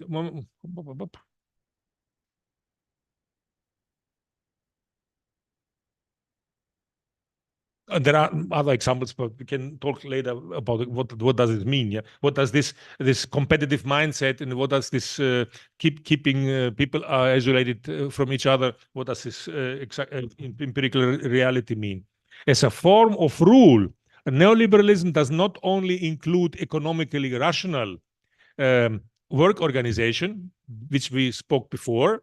The argument was that it's a new form of work organization of working, which is rational. But the neoliberalism does not include only rational moments in work organization in terms of productivity, but also includes the preempt, what I would say, a preemptive management of insurgency. It has also moments in its organization which try to, I don't know better word than preemptive management to make insurgency and revolts not happen. There's a very famous film of future film where there's a kind of police which even when somebody starts to think about to make a crime, they come and catch him before it happens. Yeah. So in this metaphor, we can say preemptive management of insurgency before the workers think about striking and making something, that they can be faster than this preemptive. Yeah. And in this preemptive management of insurgency includes also, for example, completely senseless suffering, which is not productive. Productivity is one thing, rational organization of productivity, but neoliberalism includes also totally senseless suffering, the deterioration and waste of human labor. It's not rational. And resources, the destruction of perspectives as well as of lives. And one example from university, if you want, this what I think this deterioration and waste of human labor is that I don't know how many colleagues are here in the auditorium. The pushing of publishing or perishing, and one can think how many working hours and months professors or academics are wasting their labor and the time just to write any shit paper to publish somewhere, because this has no rationality in terms of pushing science. And I think it's a good example for us not to think that this kind of stuff is happening in the factory. It happens also where we are working. It's a waste of labor, and this waste of labor is, I would say, this is a moment of preemptive management of insurgency. So we are busy with producing and writing shit papers and have no time to think about how to organize and to put other questions, yeah, of how can we organize university in a better, in a more rational or whatever way, yeah. So it's important for me that neoliberalism has the rational moment of how to organize productivity better. And this is important to keep it in mind, but it has also the negative, or how we would want to say this: suffering, producing suffering, waste of human labor and resources, of course, and destruction of perspectives of lives. Precarity does not mean something else. So and in terms of the 19th century and of Marx, we can say an army of reservists that who will never be employed, simply to exist to prevent anyone from even raising their heads. There is no need for having an army of reservists, of not having or not working. But this has a kind of preemptive management of insurgency function, yeah? Since the 19th century. It's not nothing new, but it's part of this transformation. So we can say neoliberalism is a brutal religion. This, I would sign it. It is, as George Kafensis remarked, a new conditio humana, rather than just the solution of a supposed economic crisis.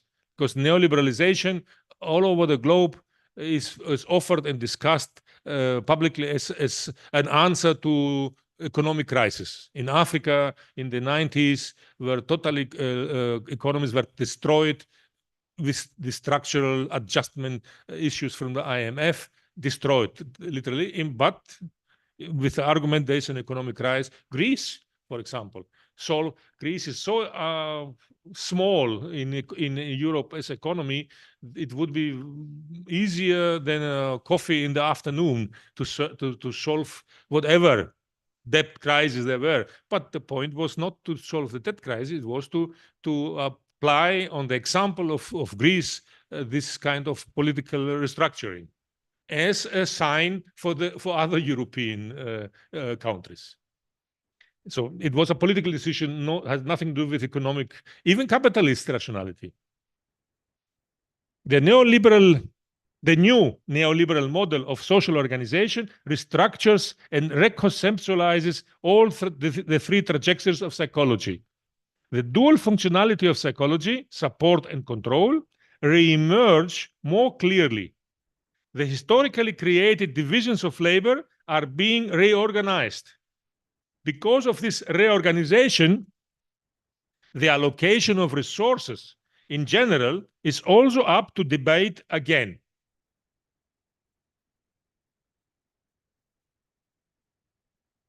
For us, service providers, knowledge production or other psychological services, for our service providers within the psycho-complex or the psych-complex, this means that we have, so to say, to prove again, historically, that and how we are useful as social scientists within this neoliberal transformation. A re-evaluation of our utility for the elites, for neoliberalism is again on the agenda. And I'm very convinced about it. It doesn't affect only psychology, it affects all social sciences. There were particular reasons why where social resources were given to what we know as social sciences. And after 100 years, we are in a part of reorganization. And the social sciences have to prove again that they're useful for neoliberalism. Otherwise, there is no reason to allocate resources for education, for whatever.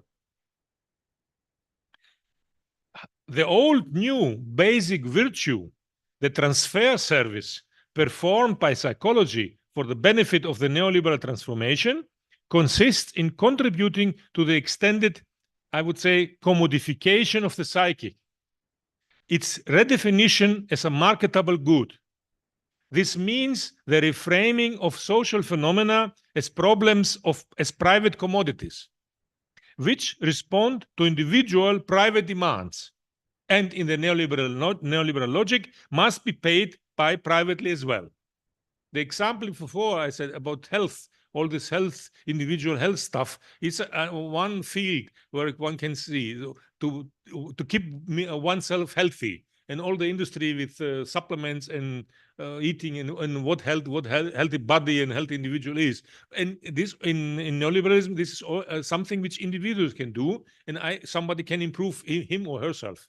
It's one big field where psychologists or social scientists can have improved that are useful to keep the people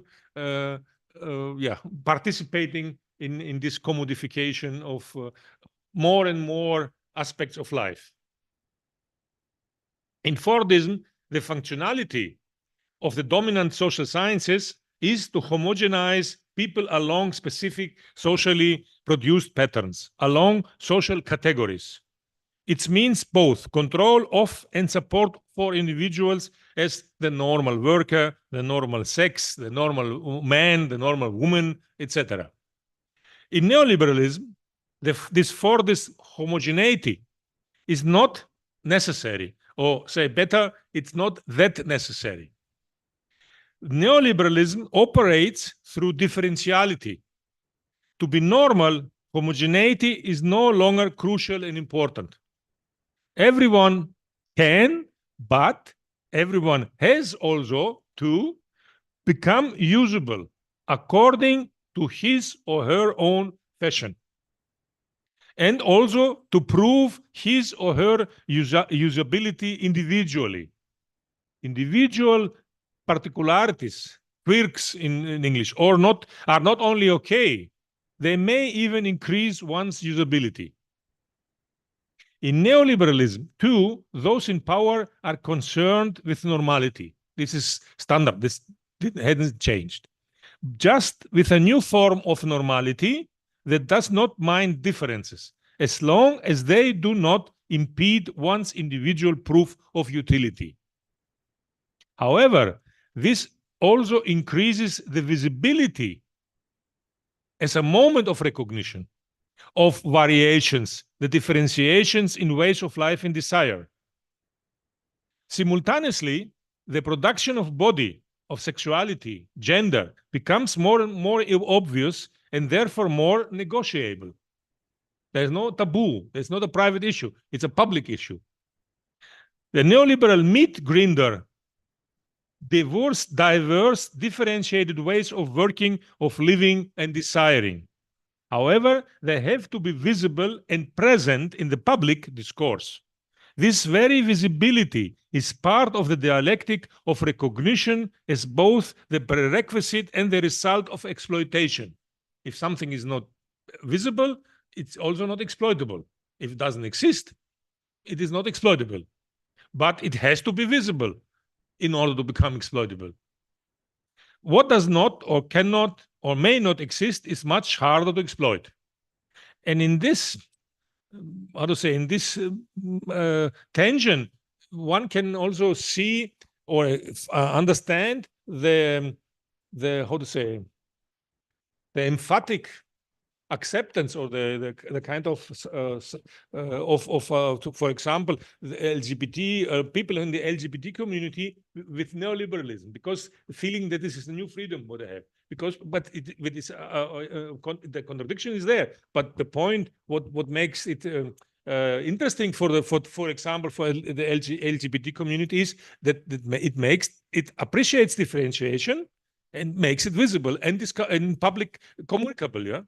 It is not something private, hidden, not that easy. And there's also a positive issue there. It makes it it is an appreciation. Of course, not an appreciation in terms of emancipation, with contradictory, but it is at least some kind of appreciation. So differences are appreciated. And for some, these differences may be a moment of their individual proof of usability.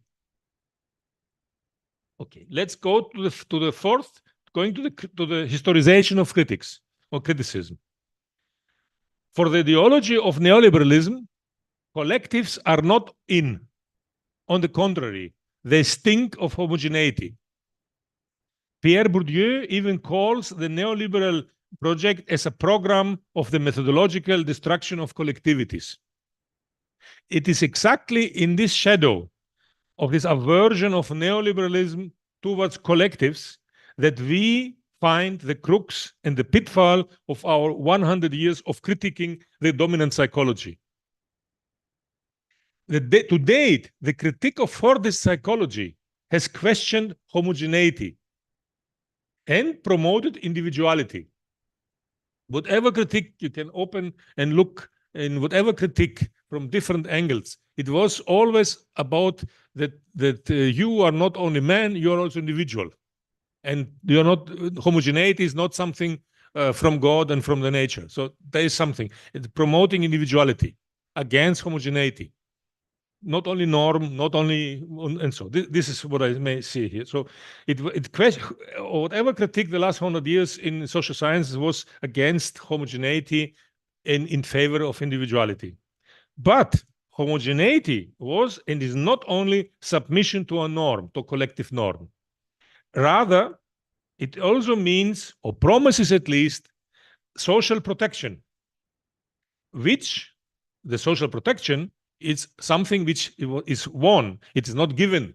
It is won and should be transferred through the normality of belonging. If you belong to a group, this belonging to a group may also means protection. But, for example, proving that you are normal and belong to this group.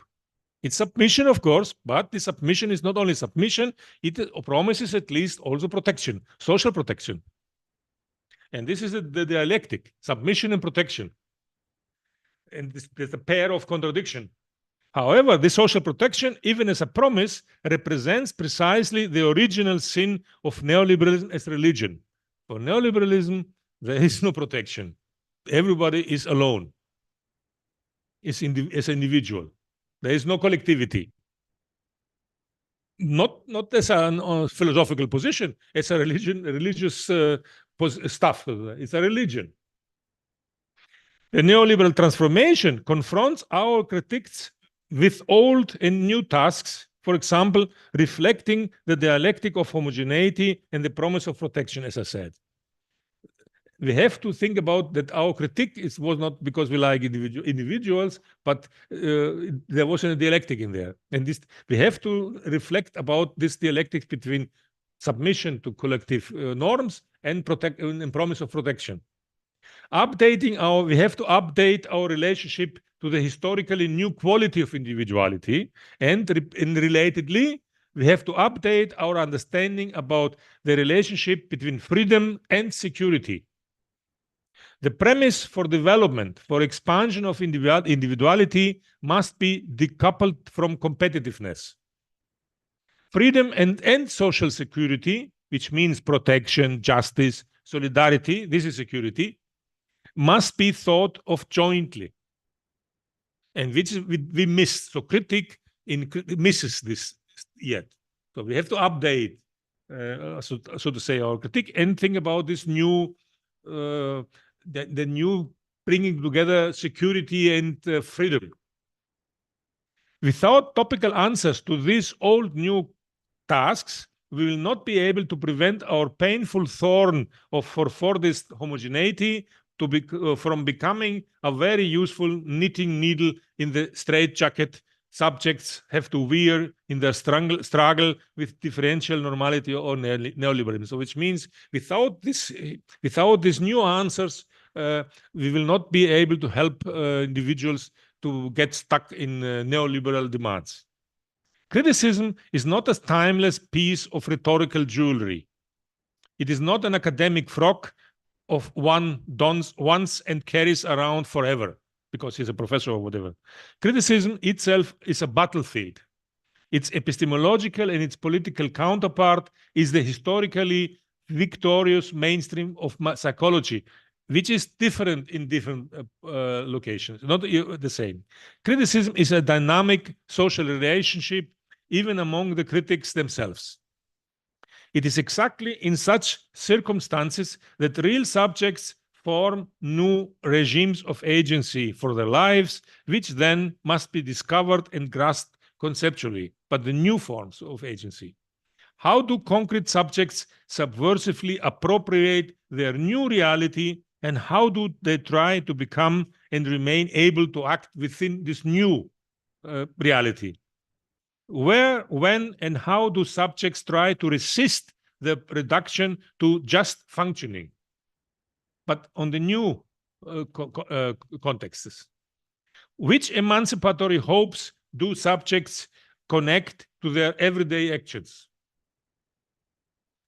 Critical psychologists cannot afford to focus solely on exposing and denouncing the colonization of ever more backyards of subjectivity by neoliberalism. This is also a critique one can read. The neoliberalism is like the USA with Latin America. It is a backyard, and it conquers it more and more. It colonizes more and more. But okay, one can denounce and expose it. But so, what does it mean? That again, subjectivity is something which is colonized by the powerful. What is needed are attempts to reconstruct the real dialectics between exploitation of more moments, aspects, possibilities of subjectivity in the context of the neoliberal transformation on the one side. However, this exploitation cannot be undertaken without the prior recognition, the realization, and the development of potential backyards of subjectivity. Which to colonize a backyard requires to recognize the backyard, that there exists some. Otherwise, there's nothing to conquer or to colonize.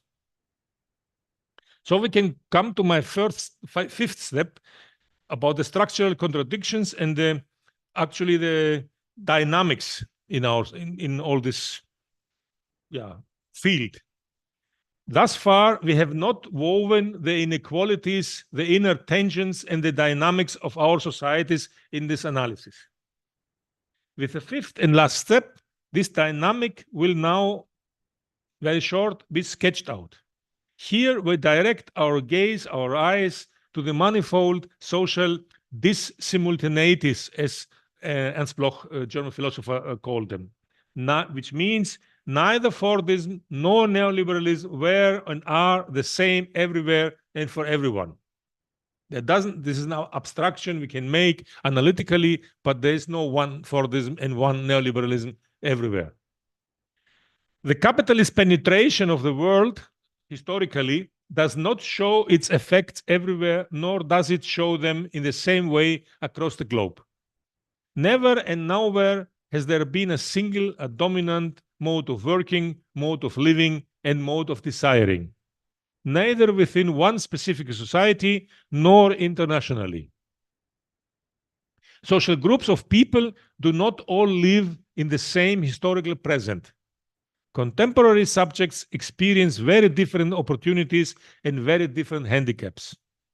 The question under scrutiny for us has to be: which specific groups of people in which areas are affected, and in what manner, by specific modes of working, modes of living, and modes of desiring? Because of the international dynamic, capitalism and individual societies are neither static nor nationally homogeneous. Capitalism is an international system. Consequently, the term society must connote more than a single country or nation. Rather, societies are geopolitical spaces which enter into unequal international relationships in a pecking order, as Immanuel Wallerstein, or Wallerstein, if you want, which in turn have centers and peripheries. Neoliberalism, therefore, manifests differently in capitalist core countries and different in peripheries. Though centrality and peripherality are not fixed, as in some Google GPS coordinate system.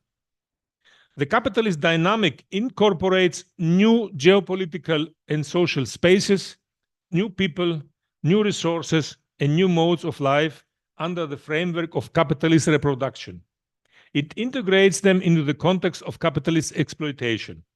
In these new spaces, Taylorist modes of work, of life, and desire are being employed historically at the first time, And eventually, the class struggle is centered around Fordist compromises. And here the examples are what we said before: China, Brazil, Turkey, South Africa, other regions where hundreds of millions of people are integrated in capitalist reproduction under Fordist terms, so to say. So, which means class struggle there means to achieve a compromise like the Fordist compromise. One cannot overcome historical mode of production just voluntarily.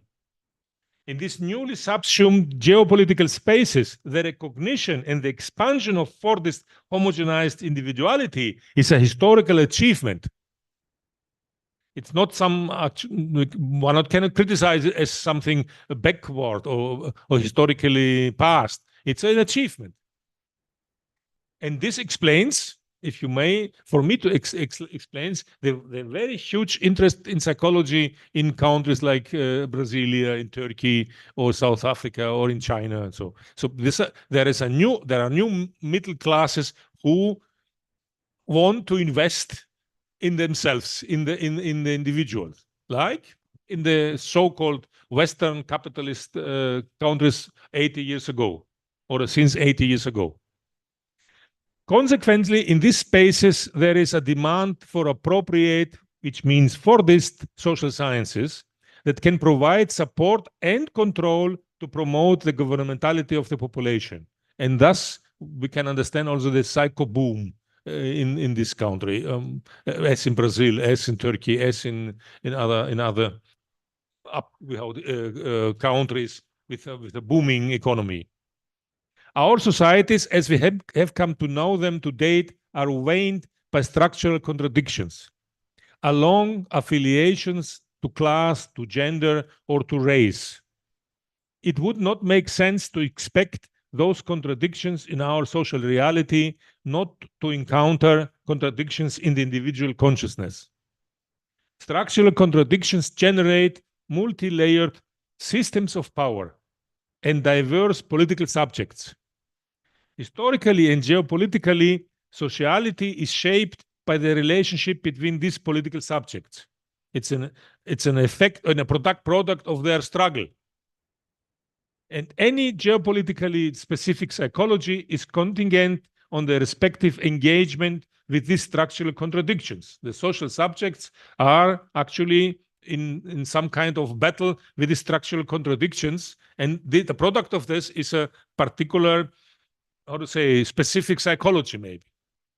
Along all three of these trajectories I meant before, as subject matter, as academic discipline, and as professional work, which means nothing else that there cannot be one psychology all around the world.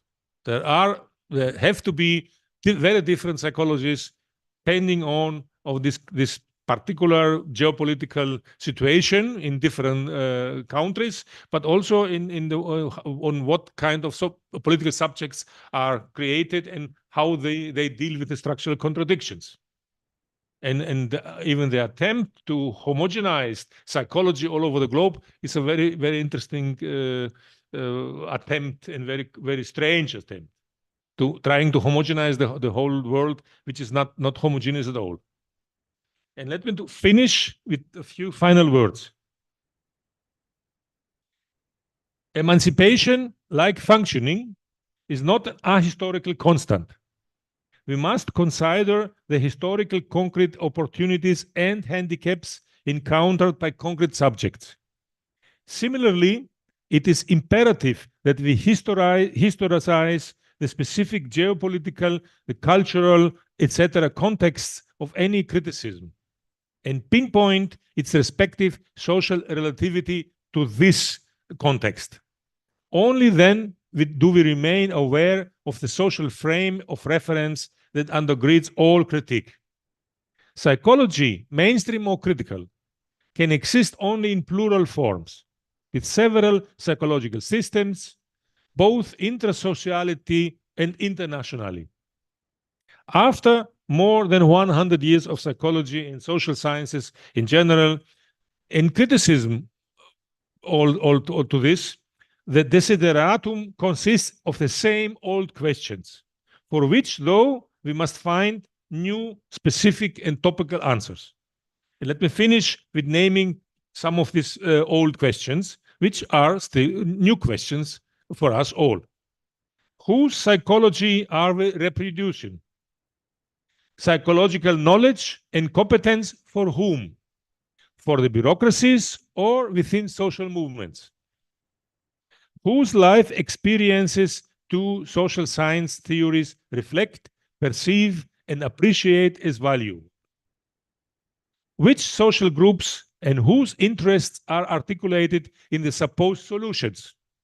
Solutions for whom? Which epistemological, political, and social standpoints are embodied by their respective theory and practice proposed by some psychological or social scientific colleagues? Which collective subjects strive, finally, strive to understand and to change their reality, and to that purpose require access to better knowledge and capacities. Thank you very much.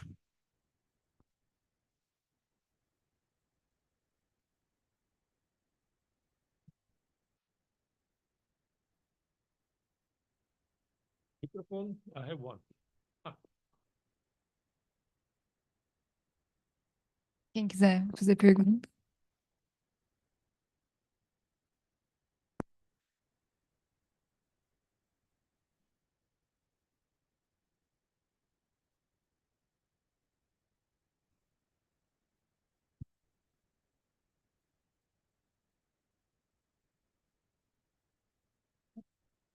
Bom, considerando que nem todas as pessoas que possivelmente estejam à distância tenham participado ontem, né? Então vou me apresentar novamente. Meu nome é Sandra Regina, eu sou doutoranda aqui no ProMUSP, né? A minha orientadora é a Soraya Ansara, e eu participo do grupo de pesquisa do professor Alessandro, né?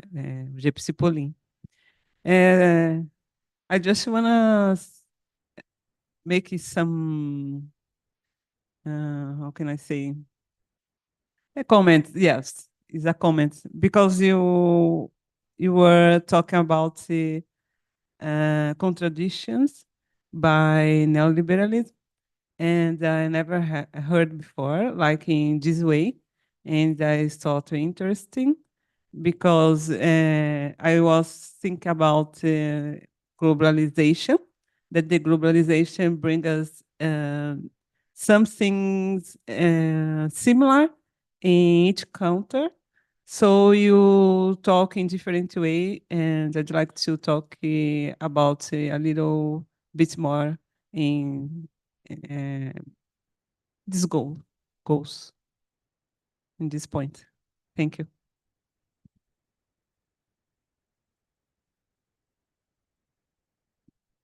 I don't know if someone else wants to make a question. Yeah.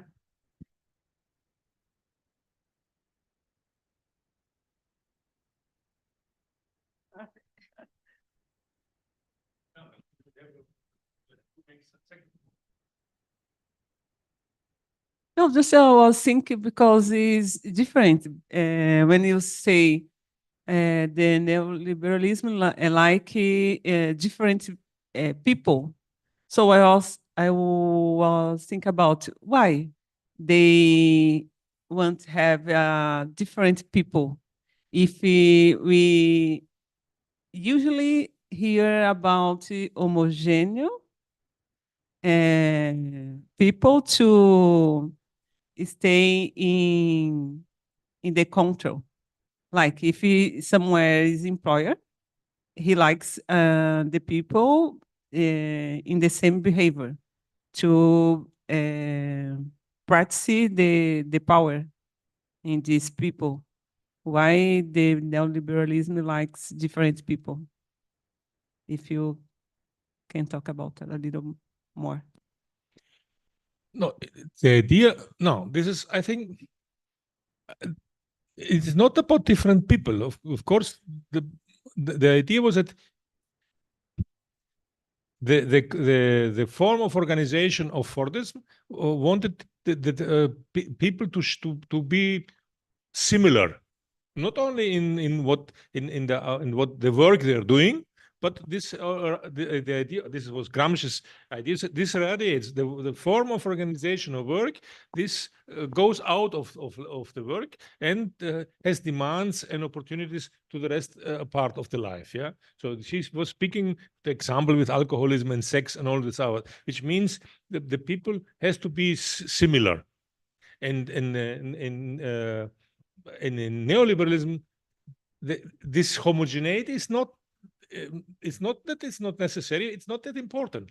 People can be very, very individual and various.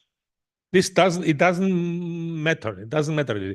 On the contrary, it can be of advantage for them if by this they can prove that they are usable. They can be exploited better, actually. And this is this is the new, not different people than what normality is. What is a normality? This changes. And in normality, this is not. It is not giving up normality. There is in our societies, normality is very important. From everybody has to be to serve some kind of normality. But the way, the character of normality, the content of normality, that changes. Yeah, and one example, in Fordism, working is executing. Somebody is telling you what you have to do, and this, which means, and I see this, my students are teachers to become teachers, and I start a semester because my main courses are about learning, and I start the course to say what is learning for in the auditorium. Write on the paper what is learning for you individually, and if you see what they write, then you see that for the 200 students, learning includes only the execution of learning. They have internalized that the teacher is saying, or somebody else is saying to them what to learn, and they just try to learn faster, better, with less mistakes and so. And almost nobody thinks about that. Maybe in learning is part of the learning is also to think about what to learn and why to learn, which is normal in every day. Before everybody, for us, if you talk about everyday things, then if we want to do something, then in this doing of things, we think there is content and intentions and then execution. Whatever, even if my example in the class to make them laugh is to say, even if you go to toilet, if you want to go to toilet, there is what do I want, where do I want to go, why do I want to go to toilet, and how do I get to the toilet? And to try to tell them, but their notion of learning as an action is only how to get to toilet, because somebody else decides what to do and why to do this. And this comes from this Taylorist for this form of industrial labor. And this is a particular normality. We accept particular demands and opportunities as normal. And exactly this thing changes in neoliberalism. This normality contains not only executing, but the expanded neoliberalism wants workers to have expanded responsibility, which means they cannot, action cannot be reduced only to execution, because they have to include in their own organization of action also aspects of content, of intention. But they have the new problem. If workers start to think about content and why the work and what is the content of the work, they maybe think, why I'm not deciding what to do here. And of course, they will not in the factory, or when you have a chef, he will not let you decide what you want to work about and what is the work of the content of the work. But this is something which changes. And does not change because of some revolutionary movement. It changes because in this changes form of industrial labor organization. This is normal people, but the normality contains some different moments, opportunities, and obstacles. And this is characteristic for neoliberalism, and is different to Fordism, before.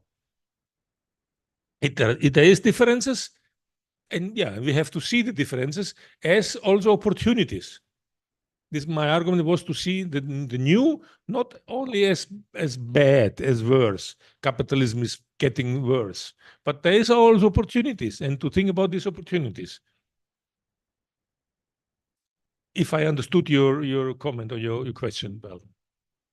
Yes, when you were talking right now, I was thinking about the responsibility by themselves to divide the people and make more control by the employer. Yes, yes. More responsibility in the industry is for more efficiency and more money, profit, and of course. But this is something new. This is more responsibility means to go back beyond profit.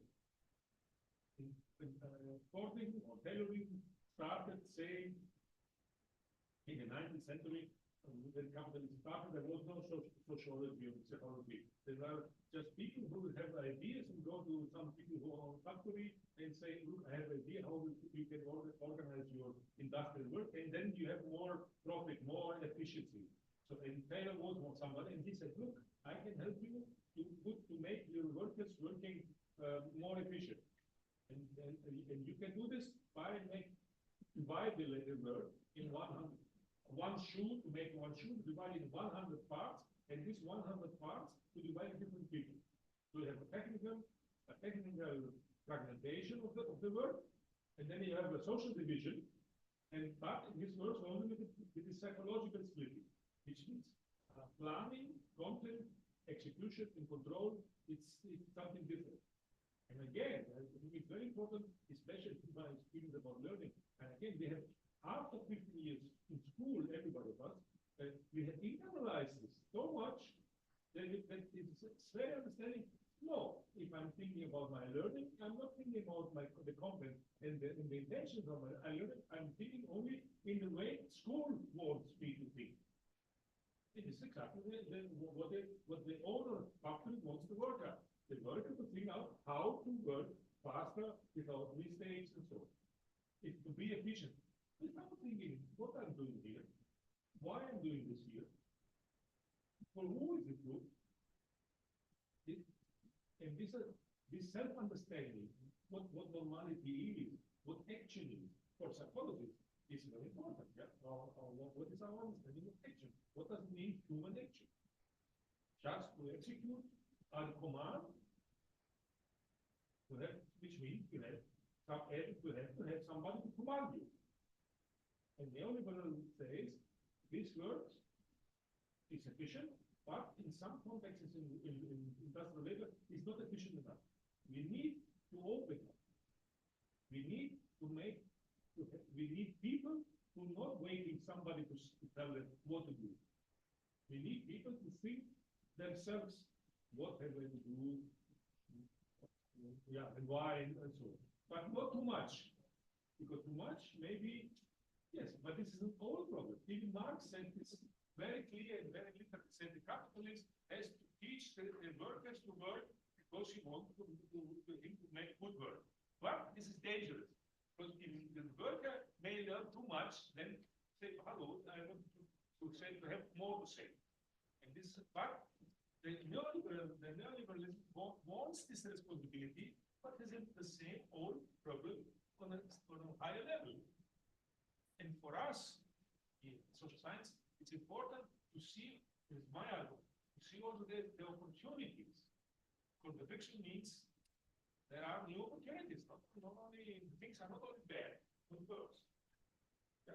Yeah. Yes, as well, internet, they give information, but not knowledge. We have sometimes we have a lot of information, but it not means knowledge. Yeah. Thank you.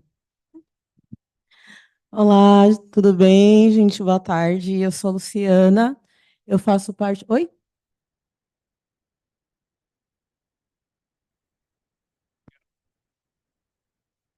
Excuse me, I forgot it again. I'm sorry. Eu faço parte do programa de mestrado de estudos culturais, estou no meu primeiro semestre. Vou pedir aqui a ajuda da minha amiga aqui, Sandra, para fazer a pergunta aqui para mim, né? Vou discorrer aqui as minhas anotações. Eu compreendo, eu leio, mas não falo nada bem. Então, eu acho que ela falando, ele vai entender melhor. Então, a minha pergunta, na verdade, até é sobre o desafio que é essa questão da crítica do neoliberalismo, né, em questão da sociedade capitalista, até mesmo porque muitas, assim como no texto fala, né, muitos países dentro da sociedade ainda acreditam que essa é a melhor forma de construção social. E aí a gente vê essa questão, né, que nem vocês estavam discutindo sobre esses modos de pensar pré-determinados, até anotei aqui. E essas questões, que nem ele falou, velhas questões que ainda são novas questões que a gente ainda discute na sociedade. Então, dentro dessa dinâmica social, né, individual, como que funciona o posicionamento seu como profissional dentro desse contexto, desse universo, e outros estudiosos que estudam sobre o tema, porque eu acredito que deve ser bem desafiador, né, para introduzir. Não deixa de ser uma forma, um contexto, né, muito necessário, mas não deixa de ser desafiador. Né? E como que é para você essa dinâmica, esse trabalho? I will try. I don't know if I can be. All right. She told is a challenge be critical in this context because we have some how can I say control in society. And she asked you how can you be how is your position in this contest? Like be critical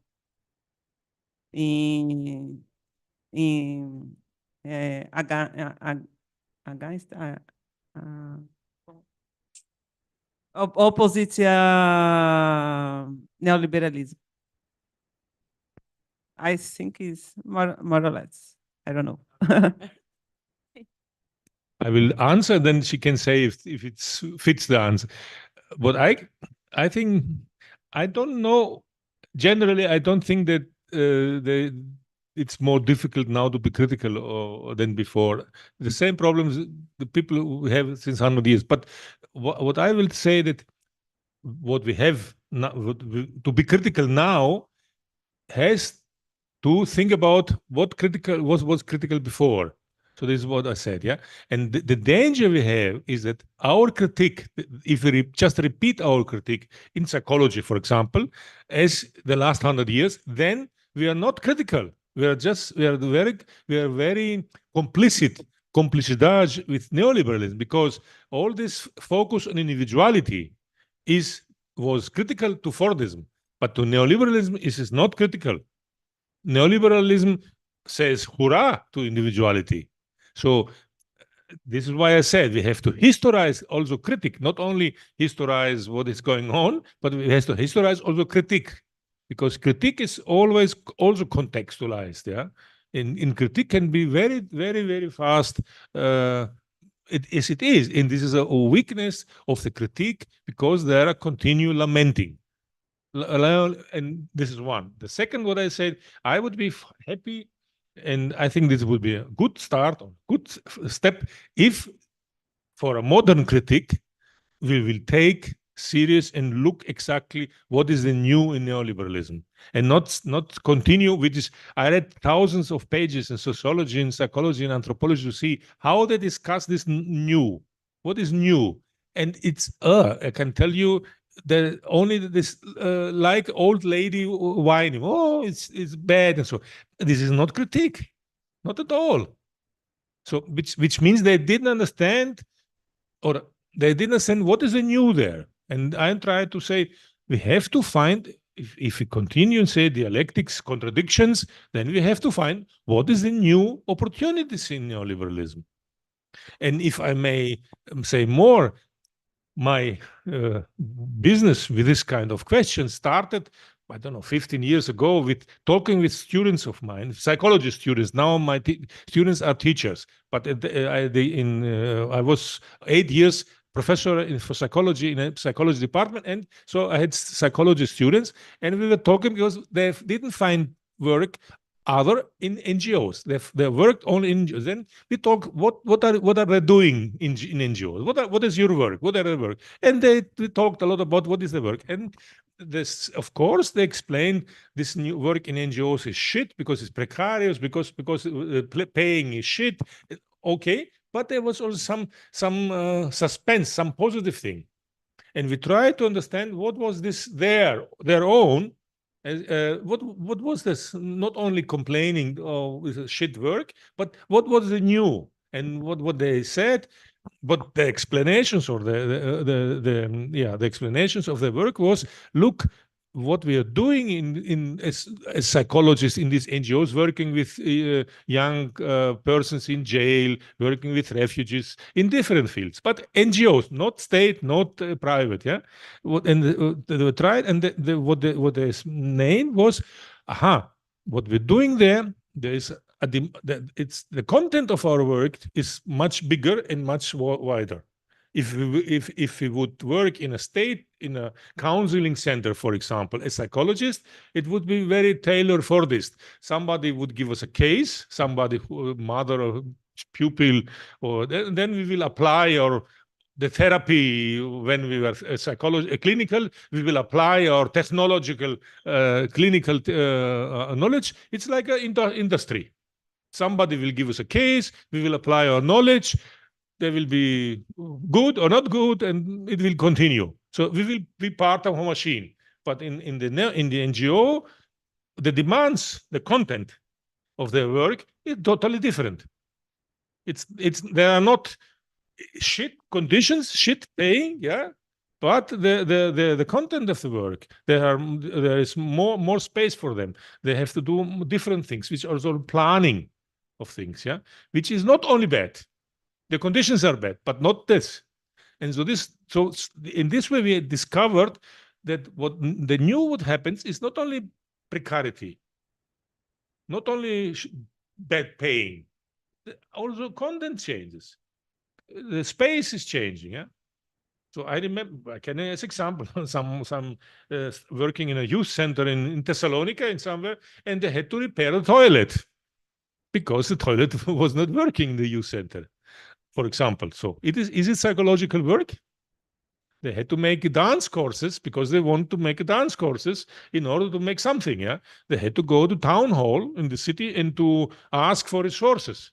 So they went into town hall and make a political presentations there to make pushing. Is it psychological work? You understand? So the content of work changed. This does not mean that this was correct and the other is wrong, but it's different. And to think about not as bad or good, but to think what is the content. And this is revolutionary because Marx said labor is not only conditions. Labor is also content, and the demand of the labor movement has also to be addressed to the content.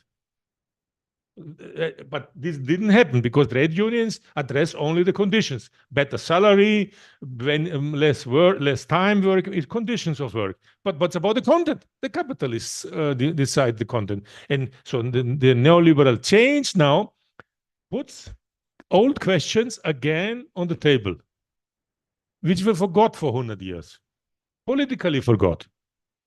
And so.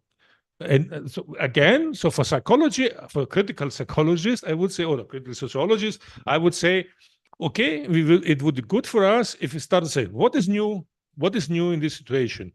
And not only this conservative, and so this lamenting, yeah, which is conservative. And this is our weakness. This is our weakness, politically our weakness. And the other with individuality, this is not only weakness, this is very dangerous because all neoliberalism swallows all critique. And this is not critical. Individuality is not critical at all. You have to discuss, what do you think about it? What kind of individuality? And there are new questions, yeah? Individual is competitive bourgeois or what? But this is new questions we have to think about and to write and to discuss and to discover. What are people doing? Like my students in New Work, what are they doing there? What new things can they organize? Do they try? And this, for me, this is empirical research. What are real human beings doing with new social fields and contradictions? Then we can find out and make theories about this, but new theories which fit, not repeating all this old stuff. And I don't know much of really not. I'm looking. I don't know research work or theoretical work being done. Continues of even very revolutionary colleagues I know writing about whatever emancipation, liberation. So when it comes about neoliberalism, they say, "Oh, capitalism is getting worse and worse and worse." And so, as a scientist, to say, if you don't understand reality, what are you doing here? If you don't understand and we have nothing to say for explaining reality, then I can talk with my mother, who is illiterate, who is analphabet. Okay, nobody needs me as a researcher, and this is a problem because I'm sure neoliberalism will again reevaluate all the social sciences. And reevaluates means no resources. Very simple. Like 100 years ago, they had to improve that there are necessary for the bureaucracy, yes, but for the bureaucracy. So neoliberalism has a new demands. If psychologists, sociologists, anthropologists cannot deliver this new knowledge for the new bureaucracy, why should the elite give money, resources, for education, for what? Okay.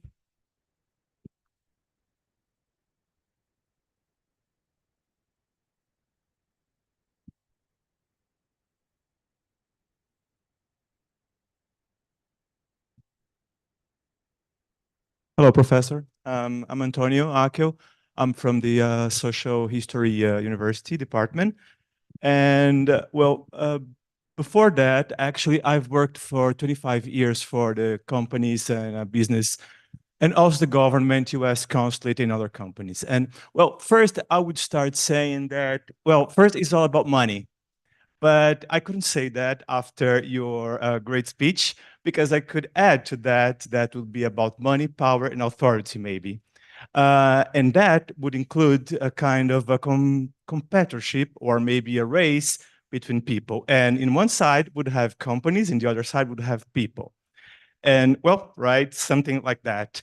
And then when you say about the normality, I was thinking about that. So could we say that normality would be like kind of acceptancy, or maybe the preemptive that you're saying about that, or the insurgency, could be something that we could add to, let's say, some kind of rebellion where people would start not taking what the companies are telling them to do, but trying to entrepreneurship or something like that would be something that you do by yourself, like detaching from the company and start doing things from your own business.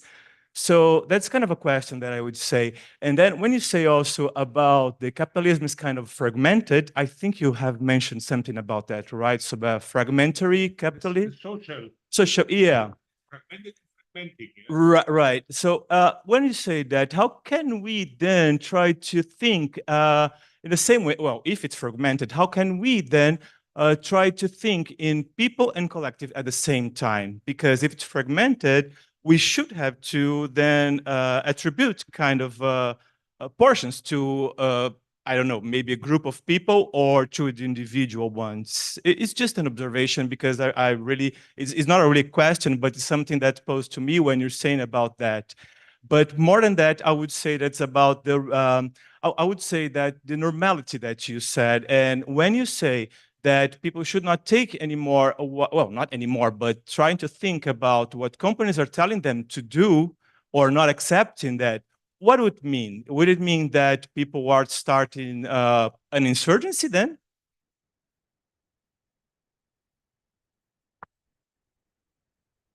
Let me start with the finish. Sure. I'm sorry if I'm kind of confused. You're finished? Okay. You're finished? Yes, I Okay. did. Yeah, thank So you. let me start with the end. The argument was not that the people, the company says this, and the people start not to do this. The argument of my colleague, the Jan Rehman, who I quoted, is it was about theories about social science. What the managers are saying, they take this, then subjects are doing this, which is not true. If anybody makes a research in any company or whatever work, it's not true. People are doing more or less different things, yeah, from resisting to functioning. So which means if you take the selling, the reclama of the management for their own reality, then you're blind. Then you don't have to do with real people, even in this industry. So it's about an internal discourse about what does theory mean. Then you have some group, the managers or the owners or whoever, who says something, I want, and this is rational because they say I want this and this and this and this. Okay, this is the rationality of management. But how to start to say, aha, there are these demands from this social group. Let us go on the other side and say, what is the autonomy? What would be the autonomy of, theoretically, at least? We are on this level here, yeah. How can we conceptualize the autonomy of human action? Inside a company, I don't think we can. To come to the company, you have to have a theory who has the idea of autonomy of human action. Otherwise, you will never, not in the company, not in the school. For my example, my students, after 15 years going to school, learning has only to do with executing what somebody outside of them is saying to them. So which means for them, then in the context of their learning, when we start talking about every day, they have a very nice idea of autonomy of action of them. When I'm talking about the toilet, or I'm not talking about the toilet, say every day, which is for me very interesting, because our everyday conscious, it's much more better than our scientific consciousness, which makes me question what does social science means then? To make people more stupid? The idea is the scientific knowledge has the idea since 300 years to enlighten people. But if the theory is more poor than the everyday consciousness, where is the enlightenment? It's going on the contrary. Yeah, no, it's not only it's just wasted money. Exactly. Yeah. So and I was serious saying, even in terms of serving the managers and the companies, if you accept this, even for this serving them, you have to show that you are efficient serving them. But if you don't even realize what is the new, then you can't even serve them. Not think about rebellion. This would be nice, but no, you don't even meet the reality. Right. Yeah, and this is a big issue. And I think, and the example she asked about the critics, the critic 100 years is not critic anymore. It is immanent. So what does it mean? You're saying something, you mean this with this intention, but what you're saying is totally different, yeah, or the opposite, yeah. So I would be very happy if for the old demand from Marx, for example, materialist, start with the reality. What is the reality? What is it going on? And we are not in that level to see the reality with all its contradictions, which means in this field of neoliberalization, what are the opportunities? What is the new? Not only what is the worse. Because my argument was here, what we see and register as neoliberal, it's actually the political measure to impose neoliberalism. This precarity is a very, very, very, this permanent precarity. It has no economic rationality. It's a political whip, actually. It has to do because neoliberalism, unfortunately, I can say, the last 50 years, it's part of a far-right authoritarian political project, let's say, yeah, and this far-right political project of imposing the new has also its kind of collateral effects. They're not collateral. Precarity is not a collateral at all, because it's wasting of human suffering, of human, which has no economic rationality. No. It is really wasting of life and labor and work, and which is totally shit, yeah. It is. Which is not necessary. It's not necessary. Not even in terms of how you want to make profit. No, there's no profit making with this. It's just human suffering, yeah. But this is political induced without any rationality, even profitable rationality. And I think I would be very happy, and it would be scientifically also interesting that if we realize what is really going on, what are the new contradictions, the new opportunities, the new obstacles, and so, and then we can fight. You want to be the manager's servant, and I don't. But we at least we start with the same understanding. We agree on something, yeah. Right. Now, until now, this is my, what to say, the result of my reading. Oh, these thousands of pages of complaining, yeah. What for? No, we're not serving nobody. It's just, well, Just living for nothing. yeah, exactly. I agree. Yeah. Yeah, it's doesn't help anybody. It doesn't make anybody happy. Cachaça is much better, yeah. True. Indeed. Yeah, yes. Get drunk, it's much better than, Right. or the smoke or weed, or I don't know, whatever. Yeah? I don't know if I forget something. Yeah, of course. Thank you very much, Professor. Yeah. Just a comment. Recognize our backyards bring us a price to pay, I think, because Say it again. recognize the Colonized the backyard. recognize the backyards divide, because you told before the backyards divide people to make a subjectivity. Is correct or not? Subjectivity is backyard, the metaphor, so to say. Yeah? Latin America like Latin America is a backyard of the USA. But my argument was, we can complain that there's a colonization of the backyard, but in order to colonize, one has to recognize it. There is a backyard. And this is important, which is important because neoliberalism accepts, recognizes there's individuality. For Fordism is not necessary, as long as you are following orders as a part of a machine. But neoliberalism wants you as an individual with capacities, with responsibilities, with all this. Since 40 years, emotions are important. Before 40 years in psychology, emotions were something, in statistics we say, something blurring the data, yeah? But now emotion, because no individuality without emotions, yeah. So which means the backyard is in the neoliberalism is appreciating the backyard, and is the first thing, and then it tries to colonize it, maybe to keep the metaphor. But we critical have to see that there is an appreciation of the backyard. There's so we can talk about it.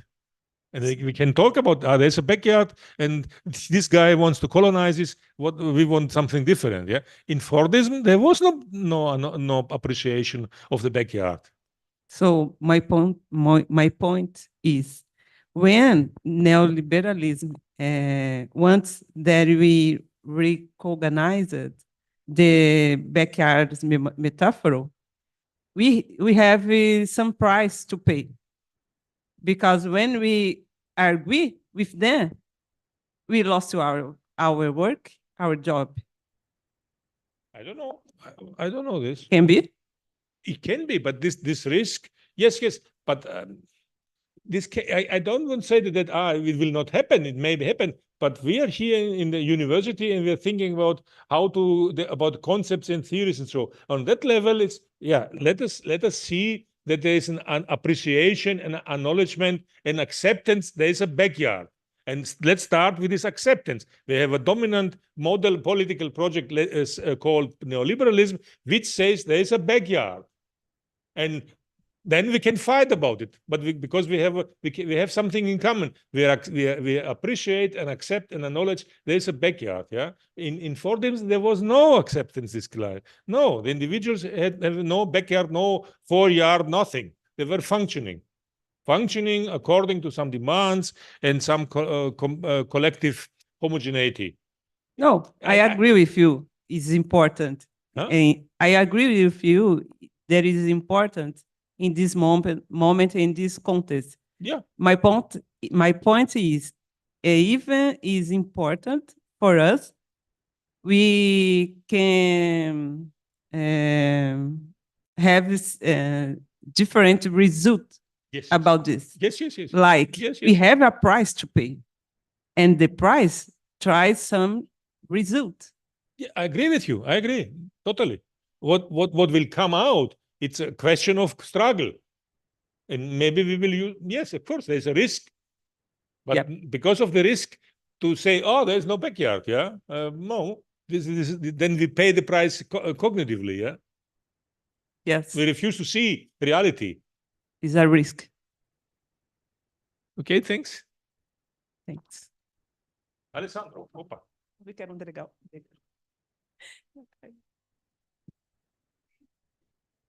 Alessandro had a question, has a comment. No?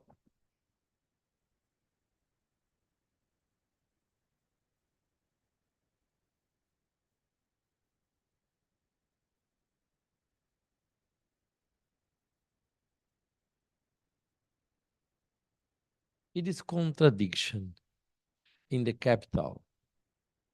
The reality bourgeoise de psychologie. Como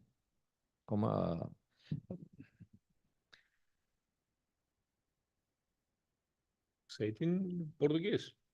No, I think this subject in capitalism, contemporary capitalism, and the praxis, psychology praxis for the possibility social change.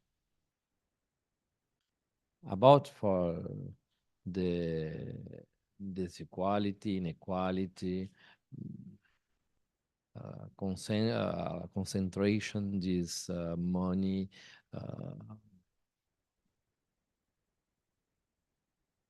how the political psychology or the critical psychology for the change this situation, oppression situation in the world. Oh, the only thing here I can say is what I said to Sandra before and the colleague behind. Yeah, I think we will. The first step, at least, but it's not only the first step, is to start to see what exactly happens in new in the society. Then we have at least start with a common analysis and a communicable analysis. Yeah, and we are not at this point. And to talk about change and revolution and whatever before even we have understood what is going on, what kind of contradictions, opportunities, obstacles are existing now and new, then I think to talk about change is at least illusionary. Yeah, because we have to. The first thing is materialist analysis. What is going on now really, and what are the opportunities, the new opportunities in this situation, and what are the new conflicts and the new contradictions and risks in this situation? And we are not at this point. We are not at this level. So I don't see that we have a common, all the critical and political psychologists or whatever, or enough that we have arrived at this level. No. So I will again repeat, this is our duty. We have to think about and theorize and try to find concepts and make theories which are really has to do with the reality as it is. And it's going on now with all its dynamics, contradictions, so on. We don't have this. We are conservative. And as conservative to think about revolution and about change, social change, I don't know what this means, really not. And I don't know what social change means from a conservative perspective. From Greece or from Germany, this conservative means that last year it was better. So what it means, people, let's go back. But for me, this is not a discussion of social change. This is just going back. But this is conservative, just conservative, yeah. Going back. But what does this mean? And I don't know how to talk about social change if I don't have a common basis of what is going on now in this reality, with all its contradictions, with all its conflicts, but also with all its opportunities. What is the real new opportunities and possibilities? And this we don't have.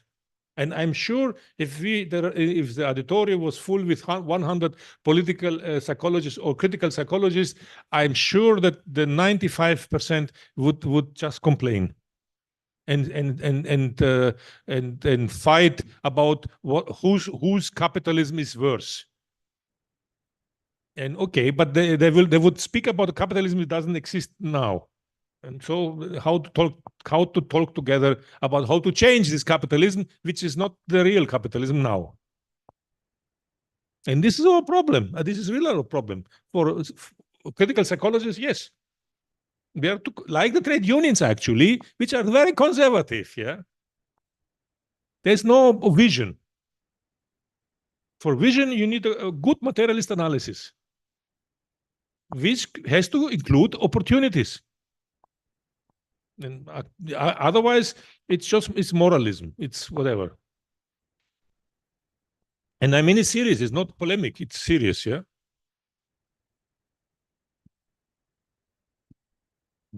Pessoas. Então, perguntas. Alguém viu se tem perguntas no YouTube? No chat? Tem? Não tem? Alguém? Pessoas do chat? Ivan, você está por aí? Perguntas lá de cá? Comentários? Angústias? Vontade de dar um tiro na cabeça? Não sei. Lá de cá? Mais? Não? Daniel? Question. Quem tem uma outra questão? Esse e-mail parece que tem perguntas, né? Você tem perguntas aí, Léo? Vou fazer em português. Você sempre tem perguntas. Hã? Sim ou não? Não? Tá bom, então. Em grego, maybe. Você pode perguntar em alemão para eles, pode perguntar em grego, pode fazer gestos e podem... né? Bom, a gente está chegando no encerramento da atividade. A atividade é uma atividade para nós bastante importante, visto que é uma aproximação com uma outra realidade, né? A gente está tão acostumado a ouvir pessoas que vêm para a USP falar desde uma perspectiva lá inserida na Alemanha, na França, na Inglaterra. A gente vem alguém que tem uma formação na Alemanha, mas que é de uma outra realidade, que é a Grécia, né? De uma outra... que está nessa intersecção entre o berço da cultura europeia, em certa medida, mas do lado de toda a cultura árabe que está lá, de um outro tensionamento que a gente vê nessa modernidade, que faz a gente observar também como que esse processo do capitalismo ele vai incidindo nessas territorialidades físicas, né, do território mesmo, e da possibilidade da construção desse sujeito que é mediado por atravessamentos diversos, né? Esses atravessamentos são eles incidem de uma maneira bastante violenta naquilo que são os processos de tomada de decisão, nos processos de concentração ou desconcentração do capital e das oportunidades, e, portanto, de pensar democracia, pensar igualdade, pensar outros aspectos que são vinculados a aquilo que a gente tem como um ideal de um mundo melhor, né? Retomando o logo o logo não, o mote do Fórum Social Mundial, quando o Fórum Social Mundial ele ainda existia de uma maneira mais intensa, um outro mundo é possível, né? Como pensar esse outro mundo possível quando a gente vive inserido dentro da lógica do capital e do capitalismo, né? As profissões e a psicologia propriamente dita é uma profissão liberal. Nós vivemos um mundo das profissões liberais, onde o ganho ele é fundamental, né? E a lógica dessa a produção do capitalismo, ele depende da produção da própria desigualdade. É uma contradição necessária para a funcionalidade do sistema, né? Então, isso é uma questão que a gente tem que se pôr e se pensar. Quero thank you for the intervention or reflection. Thank you for the amazing form que you treat this students in the university. Encerramos então a nosso mini curso, e quem quiser, estava aí com vergonha de se aproximar, testar o seu alemão, o seu grego, o seu